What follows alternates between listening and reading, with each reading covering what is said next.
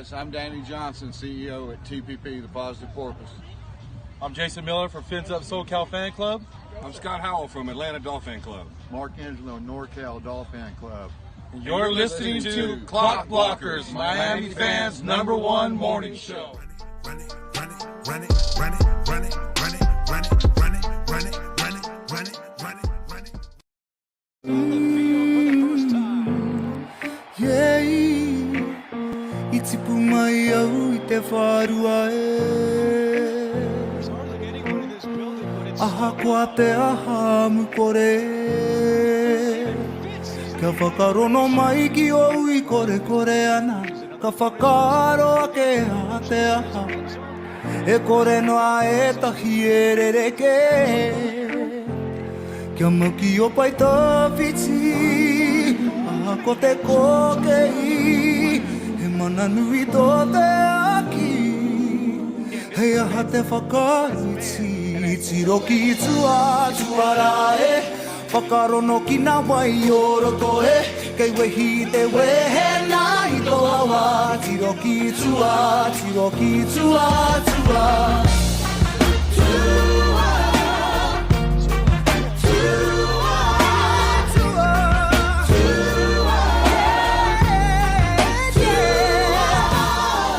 Koro koro tuiro to pa koro e Ki a mai au e kore re re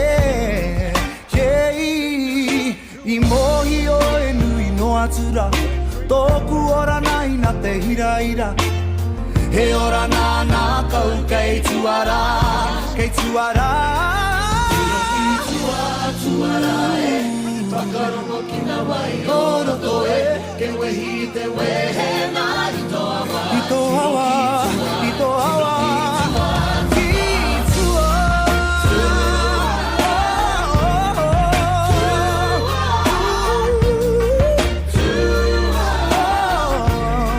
Ki o pai tō piti A koa te kokei He mana nui tō te aki Hei aha te whakariti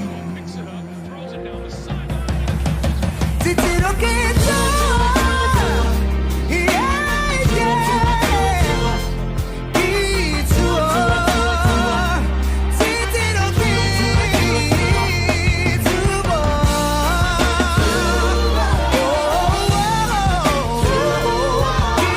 tua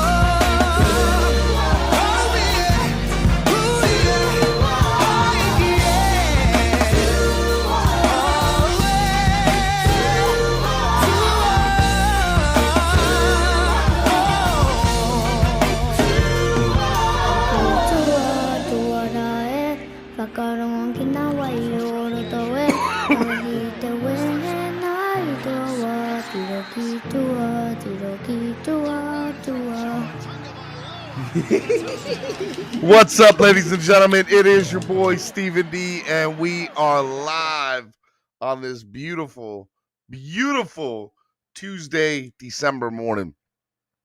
What's going on, guys? How are y'all doing this morning? All right, just to be perfectly honest with y'all, I'm exhausted. I worked on so much stuff for the next couple of weeks for y'all, and I got a lot of stuff lined up. Can't make some of those announcements yet, but I got some big stuff in the works. I am super excited that y'all are here with me this morning. If y'all could do me a couple of things, I had to play that song this morning. I needed something to kind of get those positive brain waves going, those positive mojo in the air. And so that's what I wanted to do this morning, to do that. But before I do that, I got to do some housekeeping stuff. So if you haven't done so already, hit that like button, subscribe to the channel. Make sure y'all do that. Also, hey, if you want to donate to the channel, you guys can use the YouTube Live Super Chat button, which is the $sign down at the bottom of the chat. You can also use PayPal, and you can also use Cash App. All right? So if you guys want to donate to the channel, help the channel grow, you guys can do that. Want to remind y'all, Tailgating is the sponsor for our show. So make sure you check out tailgating.com today. Okay? All right. Look, I ain't gonna talk too much because this morning I feel just a little out there this morning. So what I do want to do is I want to be able to have you guys get on the panel. I am having a special guest on at 9 o'clock this morning.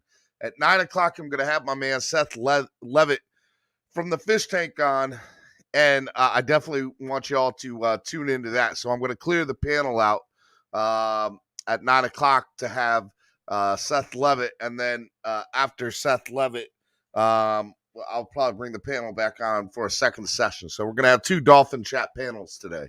All right, so let me go ahead and hit the invite button to all the beautiful people out there and have you guys come on this morning. You guys can hang out with me. All right, there you go. Good morning, everybody in the chat. Checker Sean, Caddyshack, Flipside Fishing, Crystalakis, Aldravius, Bones, just everybody in there. Everybody in there. Have you all come on, hang out with me this morning. We'll have a good time. We'll start a little bit of a Dolphin chat session this morning. And honestly, we're going to start out talking about that game. So, last night, the Buffalo Bills played the New England Patriots. And, I had to be perfectly honest. I don't know if it's, the back of my mind, not the back of my mind. I don't know if it's, are the New England Patriots that good, or is last night a little bit different because it was just such a different game, right? A game that was set up differently. It was the Wind Bowl, whatever you want to call it. I feel like I didn't learn anything from watching last night's game, which is what I ultimately wanted to do. I just wanted to be able to learn something from them, to be like, you know what? Hey, look, this right here. I know more about this team now. I feel like I know what Buffalo is.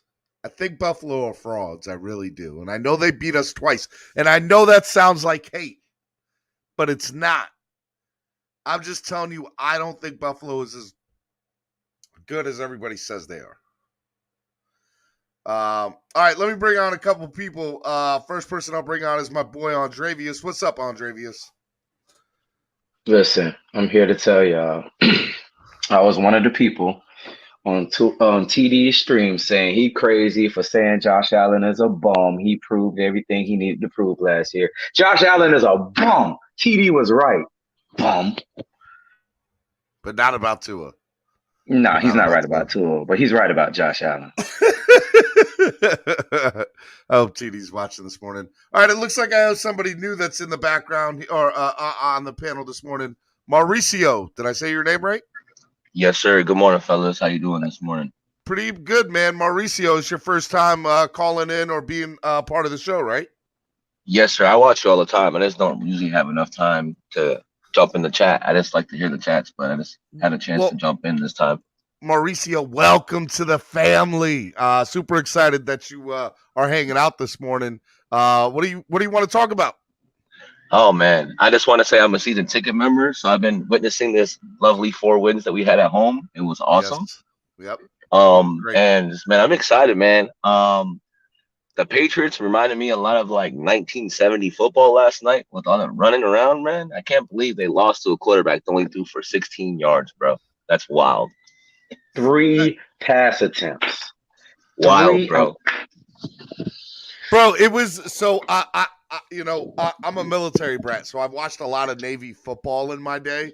I literally thought we were watching Navy football last night. I thought we were watching a Pee-wee football game.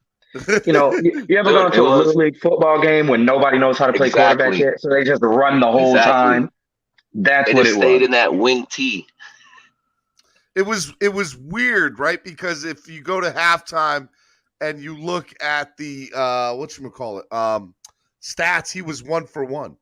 He was 1 for 1 at halftime. Yeah, 1 for 1 for 12 yards, bro. That's wild, man. It's insane.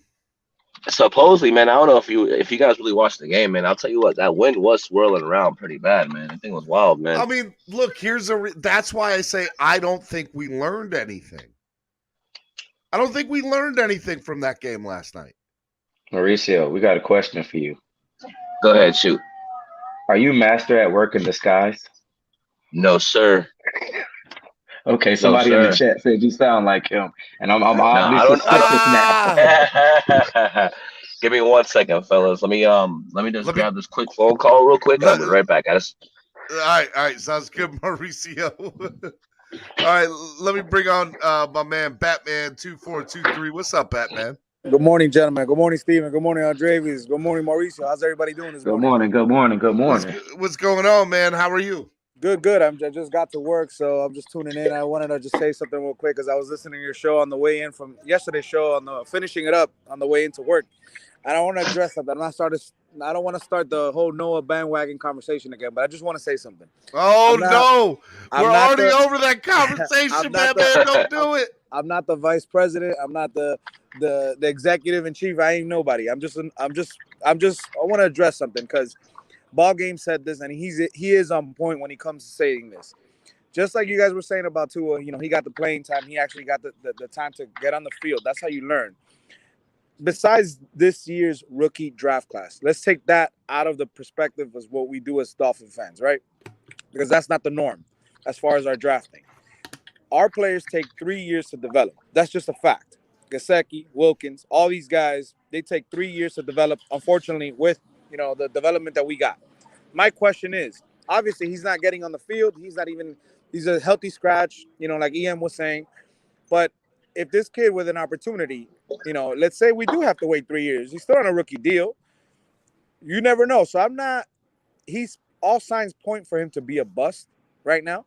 And he seems like a bust because he can't even get on the field. And I agree with, if you got players like True Williams actually getting playing time over him, that is sad. I'll admit that. But my question is, let's just put it to the side for now before we label him a Deion Jordan. That's all I'm trying to say.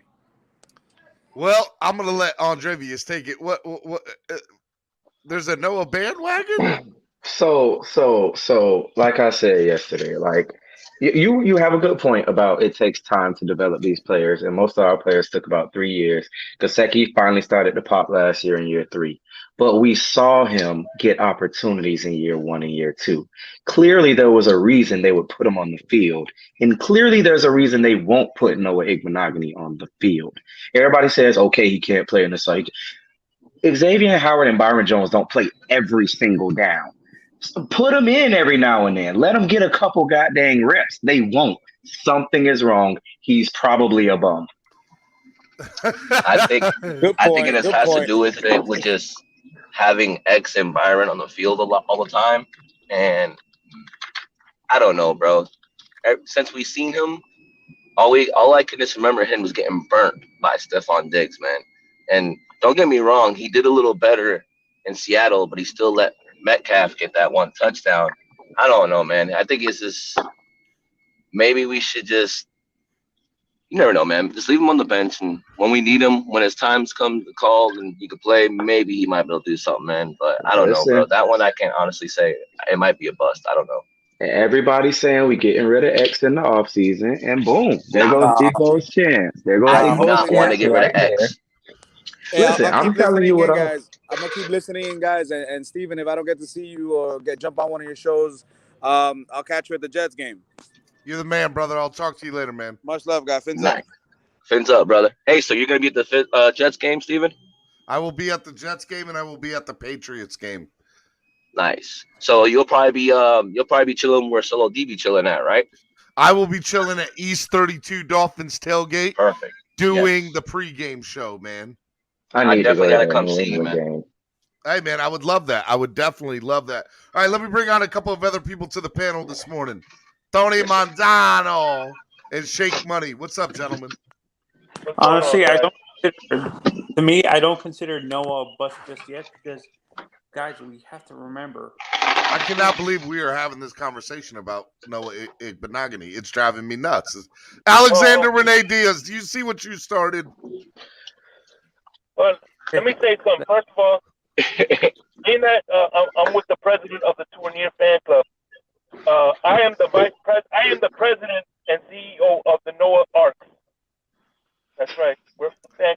called say Noah the Ark. Noah Ark? Really? Yeah, the Noah's Ark. Yes, we come See through what at a you time. started, bro? You calling yourself the president of the Tua fan club, right?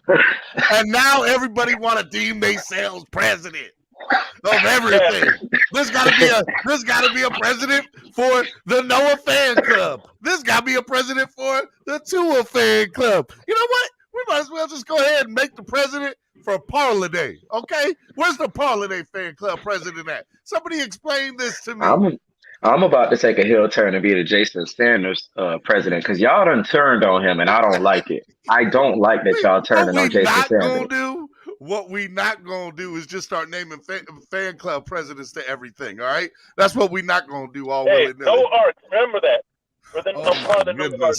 But anyway, I refuse to acknowledge that sovereign nation. Okay, I won't do it. Go ahead, shake, buddy. Listen, have you noticed whenever Xavier Howard or I can't think of his name, Brian Jones is injured, the first person they put in is Noah Igbinoghene to replace him. Yep. So I think he is strictly a boundary guy. So I think when they have him, just in case one of the other guys get injured, he's their plan B automatic. Well, maybe he is the first one off the bench. Caddyshack, what we will not do is allow a Jesse Davis fan club. No. Why does somebody got to get exempt from it? If we go name the Noah Igbinoghene fan club, everybody can get a fan Steven, club. could I come? If you start a Jesse Davis fan club, I'm gonna find a way to cancel you. I'm gonna get you canceled. Hold up real quick, Tony. Let me bring in my boy who started this whole freaking mess, Alexander Renee Diaz. I can't stand you, man. Yeah, good morning, guys. How y'all doing? You got people up here defending Noah Igbinoghene like he's the game changer on this team. I'll just stay in the middle, man. I don't know. I can't go either way yet. We got to see a little bit more of him. It really isn't fair though to call him a bust though. I mean, he hasn't even seen the field. Exactly. Okay. Go ahead, say it. Aljavius, help me out, please. I do got a question. Okay, go ahead. I got a question for the panel. All right. So about 6 games ago, everybody was calling for Flores and Chris Greer's head. All right. Now I know the whole situation with Flores. You know, he has a problem with the offensive staff getting one together, and then and everybody was on Chris Greer's neck trying to get him fired. But if you really look at it, bro, since Flores took over the team from 2019 to now, if you look at the draft, 2019 he had Krista Wilkins, he had Dieter, he had Van Noy. You know what I'm saying? 2020 we got Tua, you know, Austin Jackson and Noah. We won't talk about that right now. But you know what I'm saying? We got Brandon Jones, we got Raekwon that draft. You know what I'm saying? And then this draft looks like a hit. So if you really think about it, he's actually doing pretty good. It's just we need the coaches to develop our players properly. You know? I think Austin Jackson actually has potential. I don't know why he's so bad. He has all the makings of a good it's the coaching, lineman, bro. except for actual play on the field. No, you want to know something, guys. Here's the thing. I don't believe that all five offensive linemen are horrible or horrendous. I don't think so. All the draft picks. Austin Jackson has performed really well at guard. Ever since they kicked him into guard, he's been better, a lot better. But he's not a guard. He looks a little lost sometimes, though. He looks a lot sometimes. We shouldn't have to kick in our tackle to guard. But let me ask you this: if he turned into a Pro Bowl guard, do you consider that a successful pick, though? Yes, but we need tackles. We need tackles, and that's what we drafted him for. We drafted him for the pick that we drafted him. He should be a starting caliber, high-end player.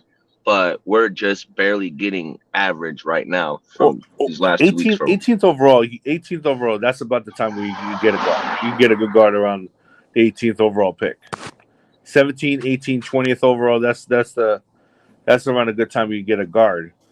But you what we can do is in the offseason, you kick Eichenberg over to right tackle, and you You go on and get Armstead from the Saints because he's a free agent after this year.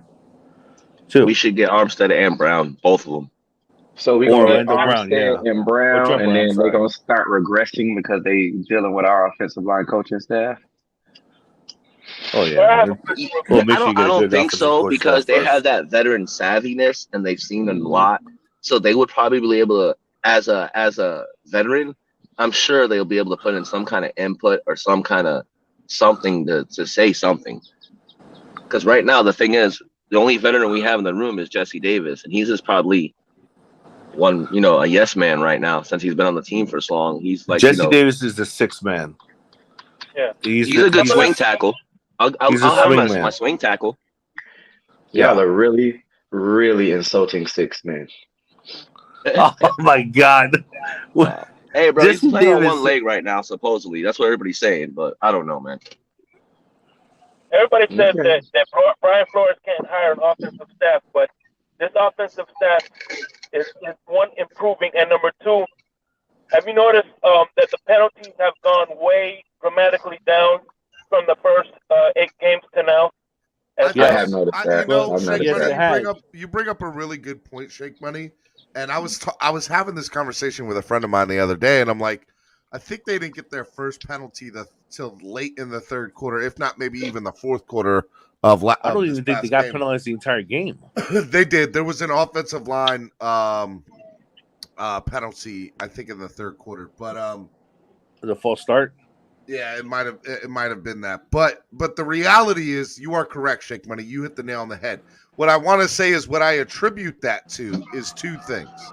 I attribute that to when you're winning, you're having fun, but you're also not making small mistakes, right? You're not making those small mistakes. You're not stressed. You're not stressed. And if you go and you look last night, what did you hear all night last night from the offensive linemen in New England? 71 is eligible. 71 is still eligible. 71 is eligible. And my wife pointed out to me, she's like, do you know how disciplined that is to Max every protection. single play? Go to the line judge. It sounds like something that you wouldn't even think about, right? Like, well, you should just do that. How many times have we been hit with ineligible lineman downfield penalties this year? Just the Ravens game, we got hit with 2 of them. Where if the offensive lineman just reported eligible, we would have been fine. And so every play last night, all you heard from 71 on offense in New England was reporting eligible 71, 71 eligible, 71 still eligible. And so I think that's discipline. And I think that as you're winning and as you're growing, I think actually discipline tightens up because you don't want to be the first person to cause this losing streak or fall out of line. And so that's kind of, I attribute it to that, in my opinion. So who said we should? That's a good point. I have a Steve. question. That's a good point, guys. I have a question. Actually, who said we should sign both tackles? I say we should sign both tackles. I don't think we can afford signing 2 tackles because Toronto we got 80 million. We got the We third got some most. cap Yeah, space, but my guys, guy. you also, most cap space. Even if we both give them we 20 still, million we still up need front. to resign. You still need to find a way to resign Agba if you are going to resign Agba. Okay, you got to resign Gesicki. If we are, or give him the franchise tag. I'm putting him on the tag, bro. Okay, so you get so you put the tag on Gesicki. Okay, great. You got it. You still here. So real quick, let me just interrupt and say that's not going to happen. Go ahead. Sorry. There's no way Gesicki gets that. No, here's the reason why Gesicki doesn't get the franchise tag. With Gesicki getting the franchise tag, and why he will not get it, by the way. We're going to tag him as a tight end, and then he's going to have his representative from the PA say, go ahead and let's argue that I'm a wide receiver. But he's going to lose. No, he will not lose. And let me tell you. He plays both. He plays a lot of snaps. Yep. Jimmy Graham had the same argument and he lost. Bro, he's not going to lose because the rule the rule states now, whatever position you play from a majority, that's how they have to pay you in the top 3. So he's going to get wide receiver money, and it's going to be in the top 3 of that position. So there's no way the Dolphins tag him because of that alone. Man, get your money, Gesicki, but don't do us like that, man. Do you Don't do think us he's like really that. worth as much as that Goddard got, man? I don't think he's worth that much, bro. Why do y'all think Goddard's better than Gesicki? I didn't say that. Because I just Goddard, don't think because he's worth the reason as why much they paid him. I tell you the reason why everybody thinks Goddard is better than Gesicki is because Goddard can block, he can catch, he's a good route runner for a tight end. You know, he's the whole package as a tight end. You know, that's why I brought up yesterday. Should Goddard have been the pick over Gesicki if you were in that position? And a lot of people said no, Gesicki was the right pick. You know, and I'm not debating that at all because I probably would have picked Gesicki too because of his size and you know. But the problem is that the only problem I have with him is that he telegraphs the offense too much. Like you already know exactly what's going to happen if he's on the field. Our offense is already telegraphed because we can't run for more than 2 yards. Dude, that's what I want to say, man. Or in the words of a great secondary person who got beat, we can't pass the ball more than 2 yards to the left. Oh yeah, courtesy of Logan Ryan. He was getting cooked with them 2-yard passes. I'll tell you that. I love it. I love the hate they're trying to give him, man. They're salty, bro. Dude, in a post-game press conference after you lose and don't score a touchdown on offense, you real salty. Let me bring in my boy Marcus J. What's up, Marcus? What's up? Morning. How's everybody doing? How you doing, man? I'm doing good. I would just like to say that I am not the president of the Noah fan club. I am the president of the middle-of-the-road, tepid, mild take fan club. And I would like to say though that I am the designated ambassador to the Noah Igbinoghene fan club. I think I'm gonna say that I'm the Noah Igbinoghene fan club president. I'm gonna start that. There you go. He's jumping on board. No, Shake Money's already in charge of the Noah's Ark. Oh, okay, then I'll be the ambassador. You see, I'm the ambassador of the Wait and See fan club to the Noah fan club. I hate y'all. I just want to say I hate y'all right now. Boo. Listen, I don't want to say the kid's a bust, bro. Over here, self-proclaiming titles. Boo. Marcus J with the lukewarm take. We hot cold over here, baby. We don't do that. Nah, man. I give you the exact temperature that it comes out. Well, we're not gonna do Marcus to straddle the fence. You can flip flop on this show. Exactly. So tomorrow you can say you against Noah, and it's gonna be fine. No, because you see, I'm not gonna lie and tell you what my take isn't. Right? If I'm in the middle, I'm in the middle. Right? I'm not gonna Hey, I don't care. I don't care. Boo this man. Hey, you can boo me. Hey, but I'm not going to lie about what I think about this team or any of the players on it. One thing I know for sure, it doesn't matter. One thing that Flores has proven, if you're a bust, he's going to get rid of you no matter where you came in. So the fact that he's still on the team means something. It says something, but the fact that he's not even getting like special teams reps. But you guys tend to forget. I kind of think that Noah was a Flores pick. It took Pastor Tan and actually no, it was Sad Madison. I believe it took him a real while. Quick, people ask. I've been asked, Stephen, how do you come up with topics to talk about on your show every single day? And then I think about, you know what? That's a good question. But then you have people reminding me because we're over here talking about Noah Igbinoghene and whether he's a bust or not. That man's a trash. He's a bum. Hey, if that's God, the only thing, if that's the only thing that's wrong with our team that we're talking about, we must be doing something right. Okay. Tell me why you disagree with me, Tony. Because let's not forget, the kid's only been playing the corner position 2.5. He only played corner 1 year in college, and he only played half a season in the NFL at the corner position. So you have to, if you're giving, we spent a first-round pick on him, Tony. No, because he, what's his name? Saw the second round. Oh no, he was a first round draft pick. Thank you. So he's new to the defensive back. But who would you rather pick with that pick though? Answer that question. Who would you guys Jonathan rather Taylor, pick? baby. I'm about to say. I'm sure I could go look at that. No, listen. I am totally against drafting a running back in the first or second round. That's not the point of what we're talking about, Alexander. What about Kyle Duggar? Can you imagine? Kyle Duggar. He would have been a good. I'm fine with Brandon Jones now, so I'm. Hey, we could have picked Isaiah Wilson. But no, D, we can't because there's people defending Noah, and I'm about ready to. What are y'all kidding me? They using he hasn't been playing cornerback long enough. Here's what we could have done. Here's what we could have done if our front staff had not been so panicky.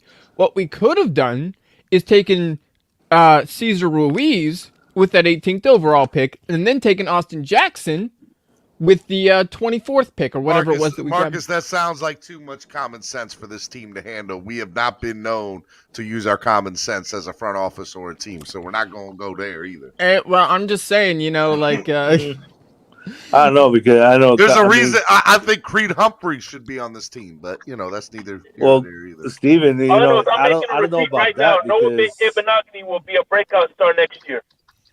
Right now. True. Yeah. No, here's what's going to happen with Who's getting rid of if he's going to be a breakout star? Y'all make me want to gamble again because I would so be like, we'll put money on it. I'm not going to say that because I don't gamble. Here's what's going to happen with Noah, right?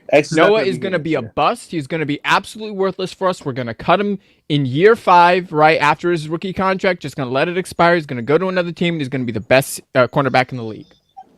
And you know what? If we cut him in year 5, if we get rid of him in year 5, it's fine.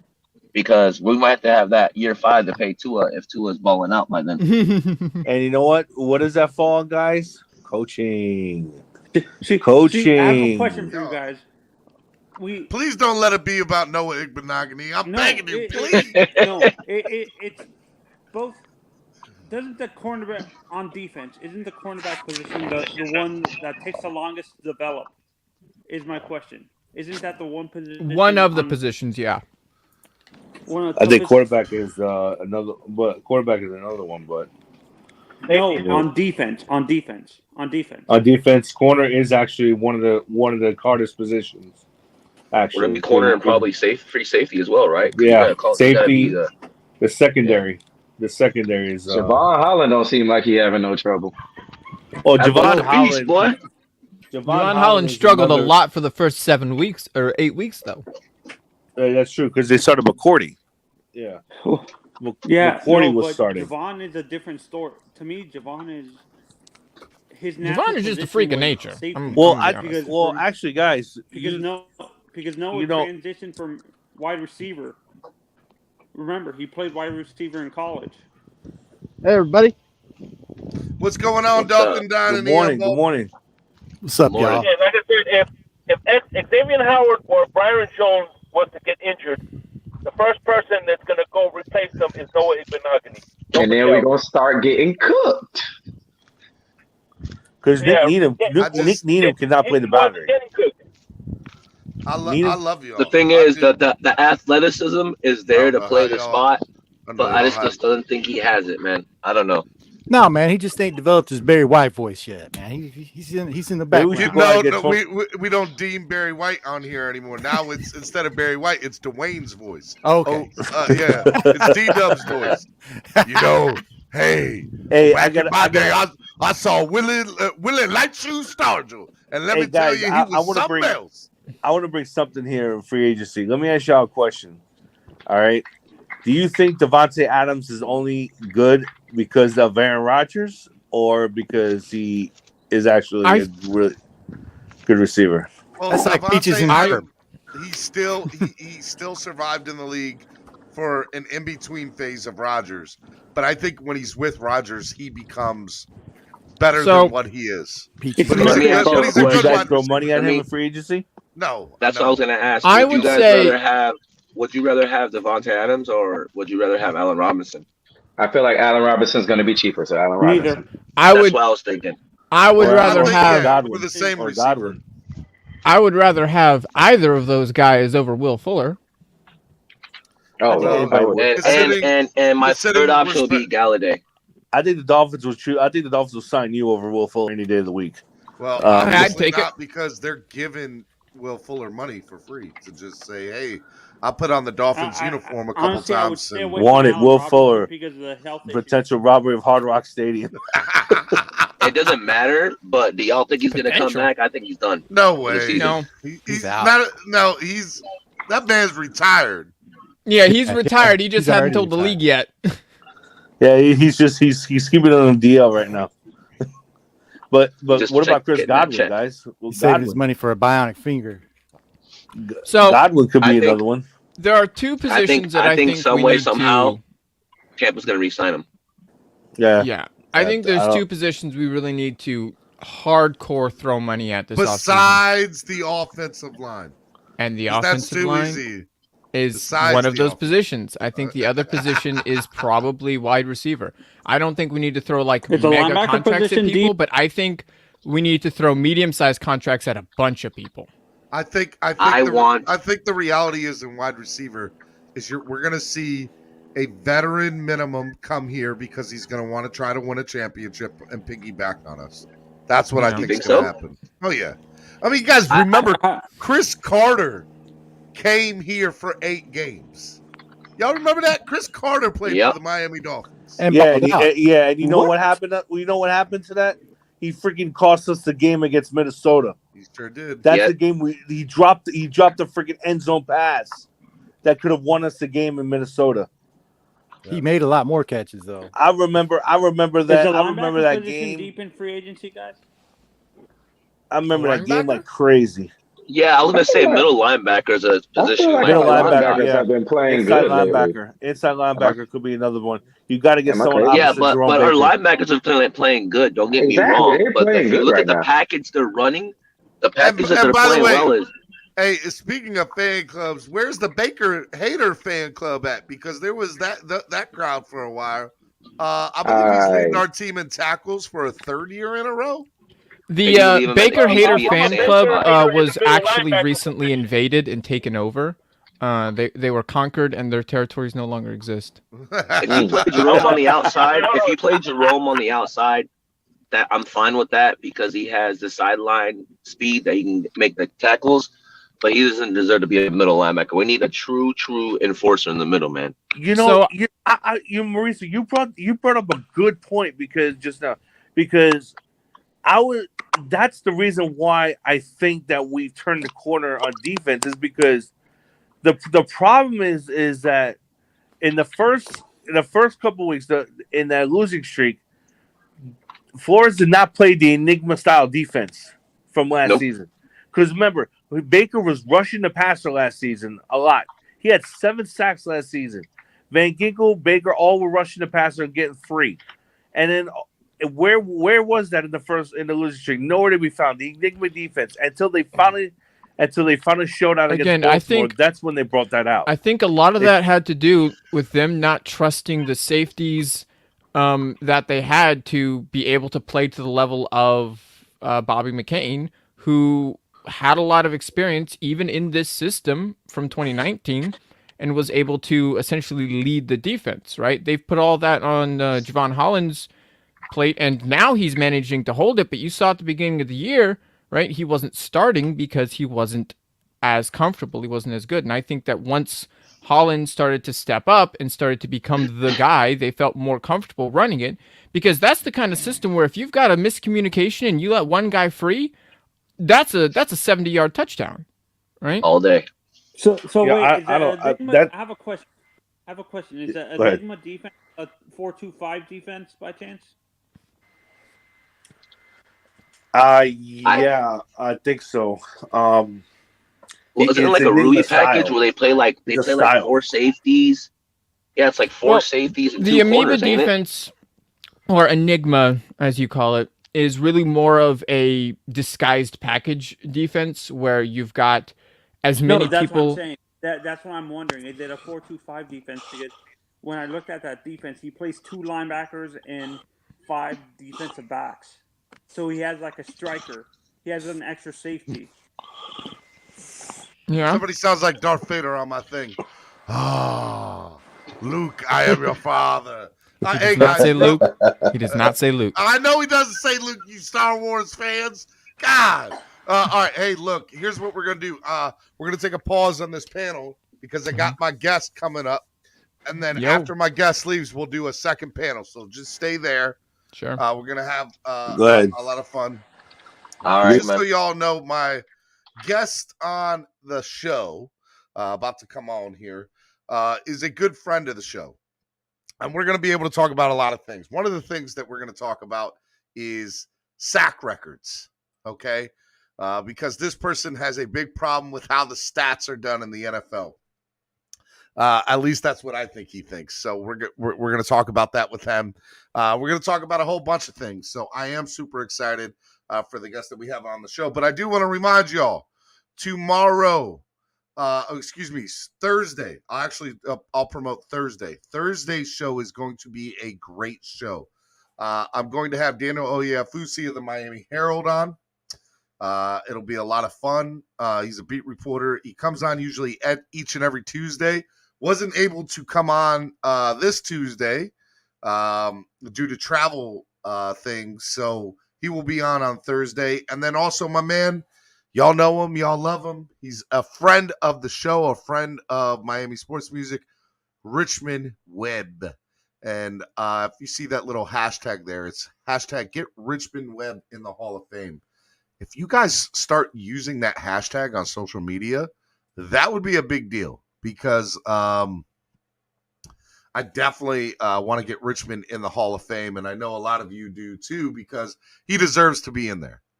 He deserves to be in there along with Zach Thomas. So these two got to figure out a way to get Richmond Webb in. He definitely deserves it. And it's weird because my wife and I had the conversation last night that offensive linemen just get no love. And so we try to show Richmond Webb all the love in the world here. So it should be a lot of fun. A lot of fun. I was hoping he would be up here. I do want to ask you all in the chat last night. Did you guys stay up and watch the whole Bills Patriots game last night? Because it was a little crazy last night watching that game. Because I wanted to turn it off and go to sleep. But it was interesting because I couldn't turn it off because I was like, I need to see how these teams look right now. Will this give us a better measurement exactly of how the AFC looks right now? But that's another conversation. Let me, he's finally up here, folks. We're going to go ahead and bring my man on. Love him. 1/3 of the fish tank and 1/4 of the lunch brunch or the lunch bunch. But I love this guy. He's always been a big supporter of the brand, Miami Sports Music, Solo D, and even recently with me and Miami Sports Music Podcast Network. My man, Seth Levit. What's up, Seth? What's good? What's good? How you feeling, man? I am doing amazing. Are you feeling like you won 5 in a row? We won 5 in a row, man. Absolutely.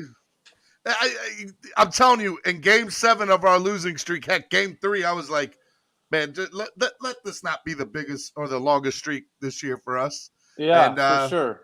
That's funny that we had a 7-game losing streak, and it still won't be the longest thing that we had. We'll have a 9-game winning streak when it's all said and done. I hope you're right, man. I really do. But you know what? If they keep playing the way they're playing, then they've got an opportunity to do so. But as I've been telling the guys in the postgame show, I'm not counting the games up to 9. We just need to go 1-0 against the Jets. I guess it would be 2-0, right? But we need to go 1-0 this coming. We need to go 2-0. There it is. I like that. What I did that there? I can ride okay. with. That I can ride with.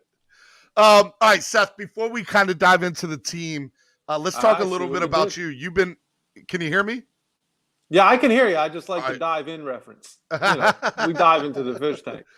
We do. We dive right in, and I can swim in the deep end, so I don't need any swimmies. So I'm going to dive right in the deep end with you. Oh, good. Let me talk about you. You've been involved with Jason Taylor's foundation. You've been involved in just kind of the industry. And then recently on the podcasting side with OJ McDuffie and just kind of tell us a little bit about where your career has taken you and just you as a person, because I don't think a lot of people get to know a little bit about you, and they might have just been recently introduced to you over the last couple of, I guess, years with the fish tank. Sure. And well, I know that was by stuff design. from Jason. That was by design. Yeah, I'm not the most exciting guy for sure. But Yes, you are, Seth. Come on. My career in this space, well, I guess technically you could go back to 1995. I did an internship with the Cleveland Cavaliers. But I grew up here in South Florida, been a Dolphin, ride or die from the time I was probably 6 or 7 years old. But I had an opportunity to do an internship with the team in the PR department in 1996, Jimmy Johnson's first year. Got hired on and spent 8 years with the organization and some really wonderful years. My guess is, based on probably the age group of folks that consume content in this way, that was a special time for a lot of people, those 2000s. And when we drafted Zach Thomas in 96, JT, Sam Madison 97, Pat Surtain in 98, and some really great drafts, at least on the defensive side of the ball. And still got an opportunity to work with my partner in crime and OJ McDuffie during those times. And so I was a member of that PR staff up until after the 2003 season, heading into the 2004 season. I was in the off season there, and JT offered me an opportunity to start a nonprofit with him. So I left the Dolphins. Shortly thereafter, Ricky did as well. That was, I think, probably did more damage than my leaving. See, you're the cause of everything that happened, Seth. It wasn't Ricky. Oh, I get that all the time. If you go back and listen to our Ricky Williams episode in the fish tank, I probably stepped into something I shouldn't have, and catching a lot of heat for that. But having said that, I'd like to think we did some good work. And continue to do some good work. So it's been 17 years now since July of 2004 when we launched the Jason Taylor Foundation in Jason's vision, his mission to build a better future for young people in South Florida. And so I've spent the last 17 years of my life dedicated to that, but I've always remained connected with the team for a number of years, continued to work in the press box, and not to get into too much of the minutia, but the press box was split at that point in time. There was what they called the baseball press box, which was behind what was home plate before the Marlins got their own space. And then there was a sideline box. Now everything's in one place. But I continued to work those games until until Bill Parcells got there and JT ended up going to some other places. But then I said, you know what? The place we shall not name. We're not going to name that he played for a team that was in green. That's what we're not going to do. You don't have to name it. I'll name it. I mean, look, Parcells sent him to Washington first, and then JT did spend a year with the Jets, and he had a great time in New York, as much as people might hate to say it. But I think it also made him appreciate South. Yeah, I get it. Trust me, that was a tough one for me. It was a tough year all the way around, and I kind of wonder what my future Jason, was. I just want to let you know, Jason, I could not root for you that year. I couldn't. It was just, it was like okay seeing, that. it was like, I couldn't do it. He's okay with that. As long as you weren't one of those cats burning jerseys, that's a whole different story. I still got my Jason Taylor jerseys up in here, man. They don't fit anymore, but I'm just saying I still got them. They're a size medium on me now.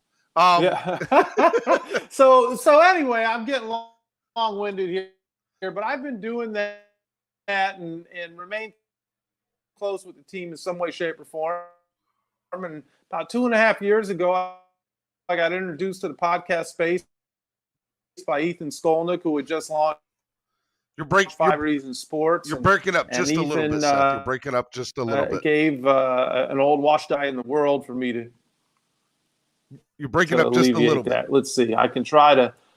Maybe if you move spaces in your house, you got to go. Can you see me now? Can you hear me now? Good. Yeah, this is probably as good as it's going to get. Yep. See.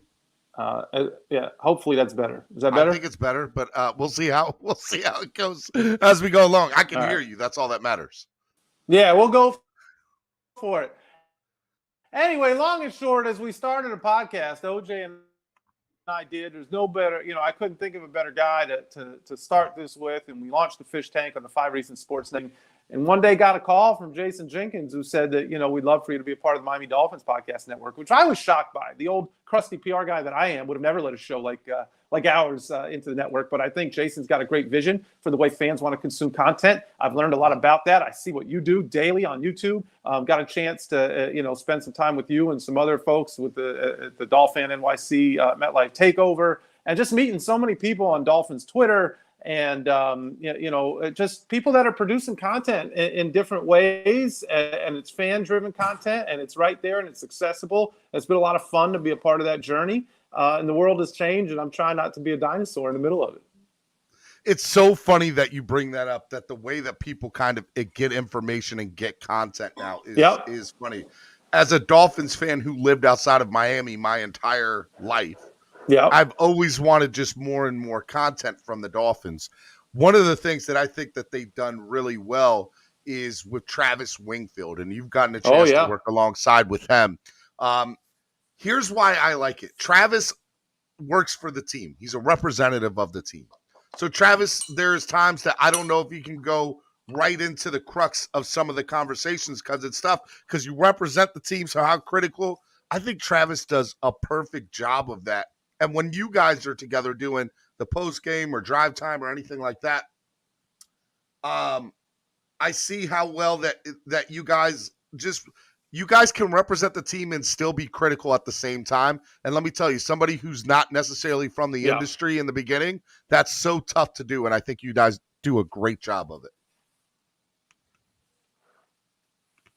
I appreciate that, and I agree with you. Travis does a fabulous job with it, and really has made that that conversion from being quote unquote just a fan, which there's nothing wrong with that, but I think the just part is there to say, okay, not someone who came up as a media member and ended in Miami, but somebody who was a fan who created a space for himself and now is compensated for that.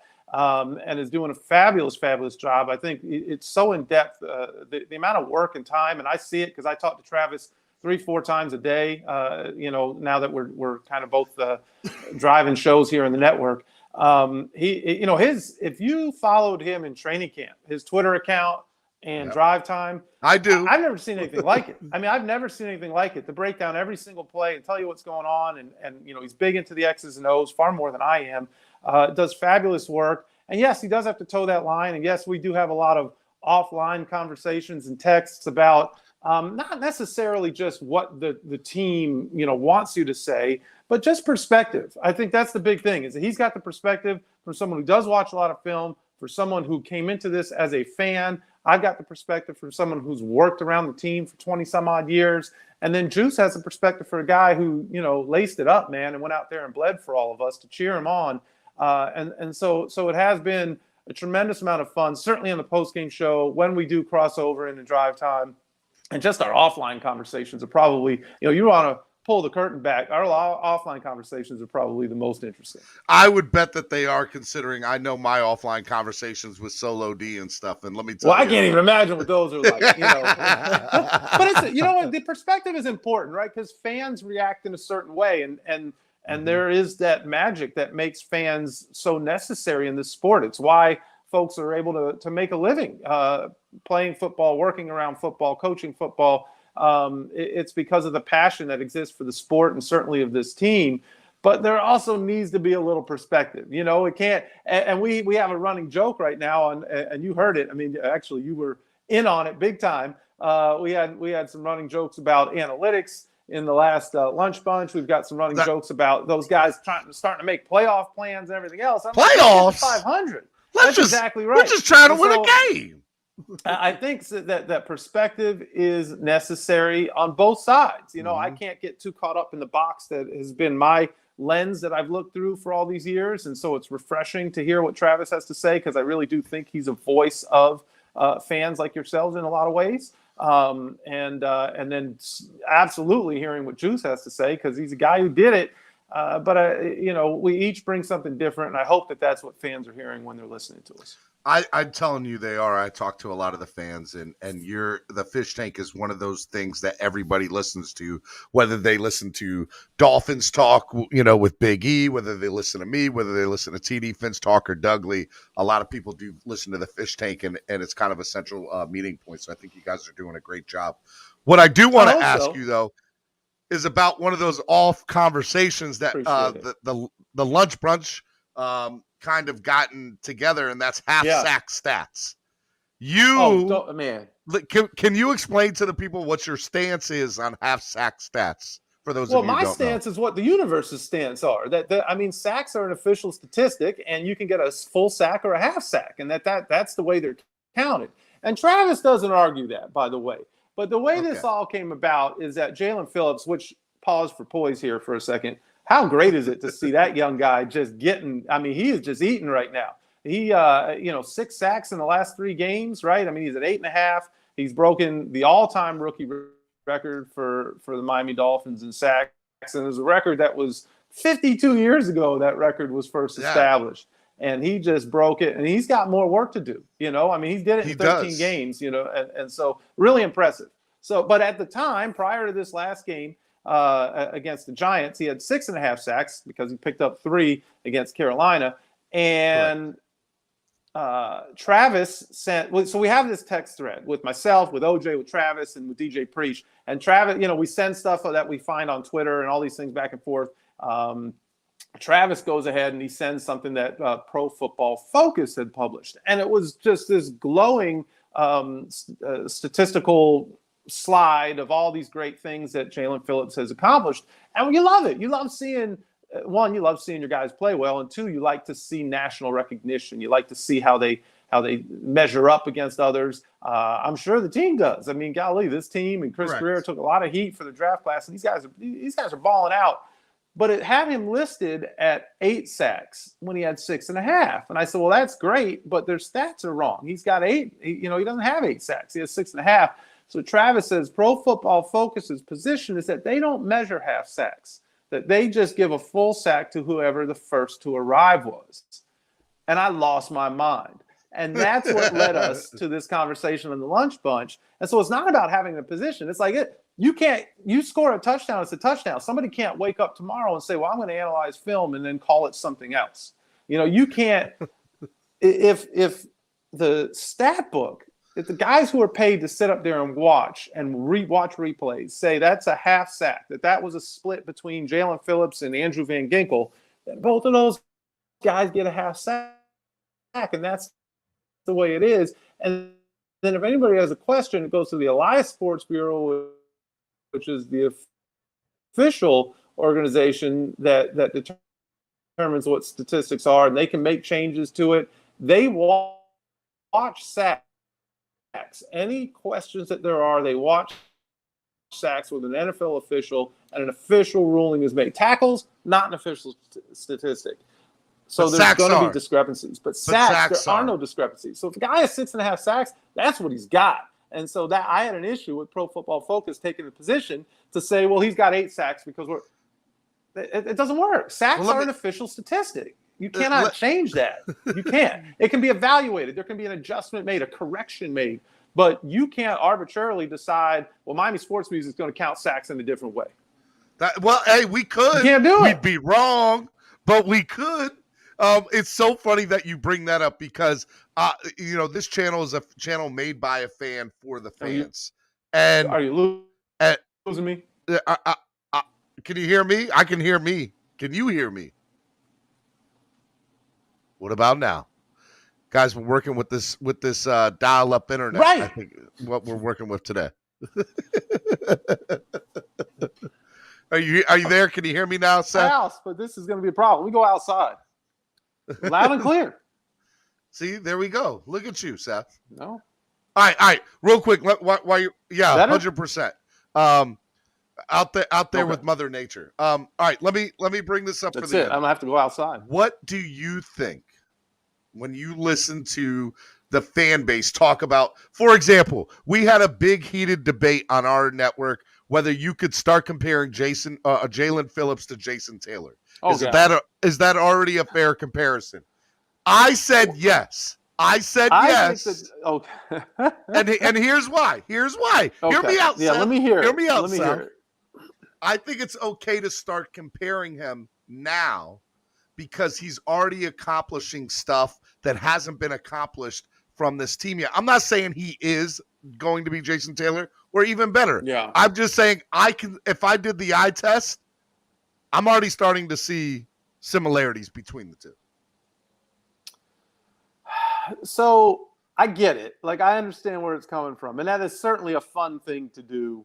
I think that's quite a burden to put on the shoulders of a young man who is playing. I mean, he had more sacks in his rookie year already than Jason had in 16 games. So, he's having I guess by statistical measure, at least for what do they call those splash plays with the Dolphins? Correct. He's accomplishing more and has more sacks. But man, 139 and a half, that's a long way to go. And the gold jacket and all the all-pros and everything else, it would be glorious if he was able to do all those things, get close, exceed those things. That would be fantastic for him and for this organization. But I just think that's a lot to put on the shoulders of a guy. But I think if you're saying, hey, look, you get excited and you're saying he's that type of a player, he's a fierce pass rusher, he's a guy that can rush the passer from different places, and because of his athleticism, he's versatile and he's long and all of that stuff. I mean, his skill set's a little bit different than JT's, but I understand where those comparisons and why those comparisons are being made. But I think that, sometimes just in general, it's like, let's just kind of enjoy what we've got as Jalen Phillips. Early on in the season, people were upset that he didn't have 2 sacks when Greg Rousseau did, or he wasn't playing enough. And the guy was injured in training camp. They were trying him utilizing him in different ways. Now he's pinning his ears back and he's putting his hand in the dirt, and they move him around the line a little bit, and he's starting to eat. I think you just got to kind of let these things develop a little bit.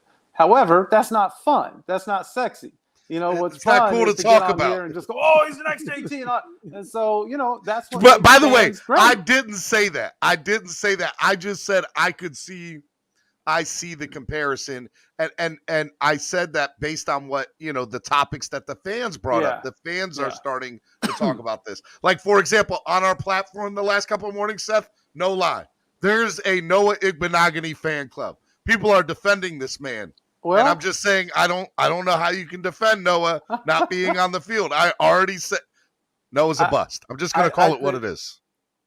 Oh, man. You're breaking up, Seth. You're breaking up. Putting that word. Any better? There we go. I hear you now. Any better? Okay. So what I was going to say is I hate to put the word bust on a guy after 2 years. Everybody, starting with Noah Igbinoghene, wants Noah Igbinoghene to have more production, right? I mean, I'm sure nobody wants him to be more productive than he does. And then, then the folks that selected him, he's a guy that transitioned from one position to another, certainly got a lot of athleticism. But, yeah, you draft a guy in the first round, you want an impact. And right now there hasn't been an impact. And sometimes he has had trouble being on the active 48. When is it okay to call somebody a bust, though, Seth? For a fan or for we're fan. Hey, look, we are part of the podcast community, Seth. Yeah. You have to put yourself in those shoes. When is it okay to start calling somebody a bust? I mean, here's the deal, man. Like, you go to work every day and you work your tail off, and some days you deliver better than others, and some people might expect more out of you than others. And so, they make a lot of money. They're in the public eye. It comes with the territory. You got to deal with what people are going to say. I just hate to call someone a bust 2 years into his career. If you evaluate their career, you could say, look, he needs to produce more. Yes. He probably was selected higher than – well, not probably. He certainly was selected higher. The position he was selected in is greater than what the production has been. And he struggled to get on the field, and not simply because Xavier Howard and Byron Jones are out there. And so, to want more out of the guy, I get it. I totally get that. I just hate to call someone a bust that's in his second year in the league and is one of the youngest players in the league still. Fair. That's all. I hear you, Seth. I hear you. All right, I don't have too much time left with you, so I just. Well, I didn't call a guy a bust, and you're dumping me. I get it. No, man. Hey, look, you told me 15 or 20 I minutes. Do, man. I got a lot to accomplish today. We get to sit down with Dwight Stevenson today in just probably another 90 minutes or so. So I got to get prepped for that, and really excited. I mean, you're talking one of the all-time greats, not just in Miami, but who's ever played the center position. All right. Before I do the wrap up of like my fast set of questions, I want to ask you one more question, and that is what you kind of even touched on it. Getting to now be affiliated with the Dolphins, and also not even because of that, because of who you are and OJ is. You guys have this opportunity to have these great guests on your podcast. Yeah. What has it been like to be able to have, for example, Dwight Stevenson today? You're going to have, but Ricky and just everybody come through and get to be in depth with them on the fish tank, because I love it. Great content. Yeah, that's a great question. Look, I mean, I kind of went through that just as a 23-year-old kid in 1996 as an intern walking into the Davie complex for the first time as my place of work. I went through all that kind of awe and amazement, and it just was so special, and memories that will last a lifetime. Being able to go say that Dan Marino's my coworker, how cool is that? Being developing friendships, as I said, as the young guy, you build friendships with other young guys that you work with, and they just happen to go on to be some of the greatest players in the history of the franchise. And also guys like OJ, who I watched and then build friendships with OJ. Those things are so special. And it's just been a part of my journey over the last 20 some odd years that I've been doing this work. Now in the space of the fish tank, what's been so much fun is a lot of what you hear in the tank. These are the conversations that we have when we're just kicking it. When we run into each other at an event or whatever it might be, you relive all these moments. So to be able to kind of bottle that and share it with Dolphins Nation has been awesome. And so many of these guys, we're like anybody else, you're using your Rolodex and we're calling guys that we have relationships with. So it's just fun to some guys we see all the time, some guys we reconnect with. Like I hadn't talked to Ricky, and Ricky and I were really close when we worked together with the Dolphins, but I hadn't talked to him in quite some time. We exchanged a text message every now and then, but to catch up with him in the way that we did and relive that was really, really special. But I think in a long-winded way to get to what you were asking, there was a moment where we had Mercury Morris, Larry Zonka, and Larry Little all on the same show.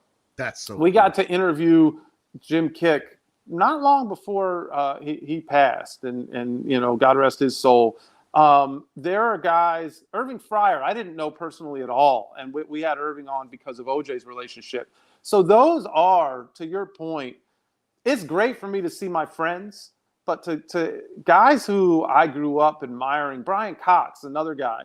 I'd met Brian once or twice, but never been able to ask the questions I really wanted to ask, and to be respected by them because we're on this show and the work that I've done, and obviously, being with OJ, it's awesome, man. I don't know that there's another word that I can use, but it really has been awesome. And I think it lends a lot to what we believe makes our show very special. I agree. All right. Last set of questions. It's the fast set. You ready, man? The fast set, is this like a thing on the show? It is a thing that I am trying to make with special guests like you. We do it on another show. I started it. We have a combat sports show on Wednesday nights. Yeah, I'm not the guy for that. But we have a combat sports talk show on our podcast network. And I started doing these fast questions, like the 5 fast questions. Okay, so I need to give fast answers to the 5 questions? Yes, you questions? do. All right, you can't I'm think doing about my best here. All right? Okay. All right, here we go. Marvel or DC? Marvel all day. I'm Marvel a Daredevil guy. I like it. Okay. Question number 2. All right. Yeah. Dan Marino or Tom Brady? Well, it depends. Dan Marino's my guy, right? Dan is my guy. You can't. No. Dan. I mean, Dan Marino. Dan Marino rubbed my wife's belly when she was pregnant with my son and said, "Hey, now he can throw." I mean, like that's my dude. So, but Tom Brady's accomplishments are undeniable. But greatest pure passer ever to play the game, and just an amazing guy, Dan Marino. Okay. Question number 2 or question number 3. Keep up with me. Come on. I know, right? Question number 3. Give me your top 5 or your Mount Rushmore of Miami Dolphins. Oh, man. Well, I got to start with my boss, JT. So greatest defensive player in the history of the game, one of the greatest pass rushers in the history of the game. We just talked about Dan Marino. There's no way he can be left off. Is it players or anybody contributing to the organization? Because that's the big question. I'm going to go with players. If it's players, so then Dan Marino, Jason Taylor, Larry Zonka, and It's so tough because then it there's a few becomes people. tough. I know. Then That's why I say top 5 sometimes instead of just Mount Rushmore. So if those 3 guys, not only with their accomplishments and what they meant to this team, but also the quality of their play, right? And if you purely look at just best players at their position across the league, it's hard. You got Dwight Stevenson arm wrestling with Paul Warfield. I mean, those 2 guys are, again, outside of Miami even, just regarded as 2 of the best to ever do it.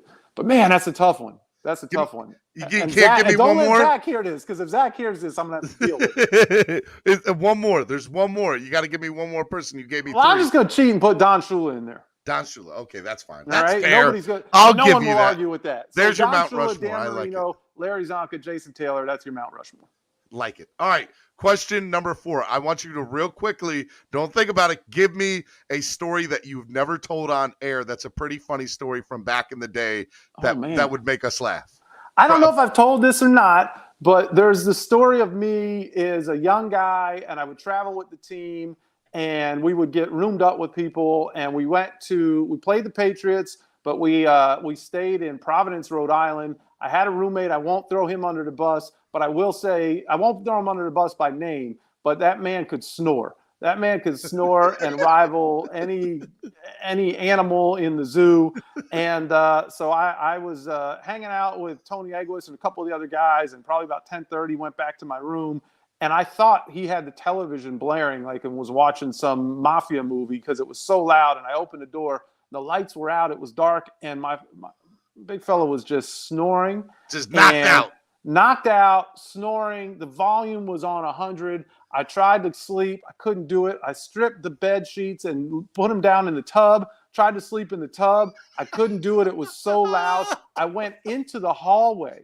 In Providence, Rhode Island, the night before a game, slept in the hallway with my sheets, everything outside of my door. And about 6 a.m, hotel security came and kicked me and thought I was some vagrant that was, just crashing in the hotel after a long night of partying. And he's like, "What are you doing here?" I said, "This is my room." And I had my room key, thankfully, so he didn't escort me from the premises. Didn't get to sleep at all, maybe an hour of sleep, going into a game day. Word got around, and then there was this elaborate prank to make folks think that the hotel threatened the Dolphins to never let them stay in that hotel again until they apologized for or fired me. And I thought I was going to lose my job. It was 1997. I had just gotten my lifetime, internship converted into a full-time job. I thought I was going to get fired. And everybody, Brian Wiedemeyer was in on this, who was, the general manager, or not general manager. He was the COO of the team at that time. My man Scott Stone, Neil Golkus, all these guys were, Dave O'Connor, they all were involved in this. And it was a nasty, nasty prank. They're so mean to you, Seth. God. It was rough, man. They broke me in. That was some rookie hazing for sure. Last question. All right. It feels like it's about 50. No, this is the 5th. I promise you this is the 5th. I believe you. Question number 5. Yes, sir. Can you help Clock Blockers get a Miami Dolphin great on the morning show as a guest? Well, my co-host might do it, OJ McDuffie. I'm just saying, you have to be able to help us get a Miami Dolphin great on the show. Cool. All right. Yes. My short answer is yes. Seth, you're the man, brother. I love you, man. Hey, tell people where they can find all your content, man. Well, at the Fish Tank 81, that's where they can get us on Twitter or Instagram. That's really where we do most of our damage. And, look, you're a podcaster. I know you're doing a lot of work here on YouTube, but we're the Apple Podcast, Spotify, all that stuff. Wherever you download and stream podcasts, please go ahead and give us a listen. And look, you know it too, man. I think if you listen, you'll love it. But just subscribe. We'll take your downloads. Even if you don't ever listen, you can just we'll take your downloads. But if you want to subscribe and you like it, give us that 5-star rating. And shout us out on Twitter, and we'll holler back at you. We like to communicate with the folks that listen to us. We appreciate those fans, those listeners so much, and hopefully we can continue to push out some good content.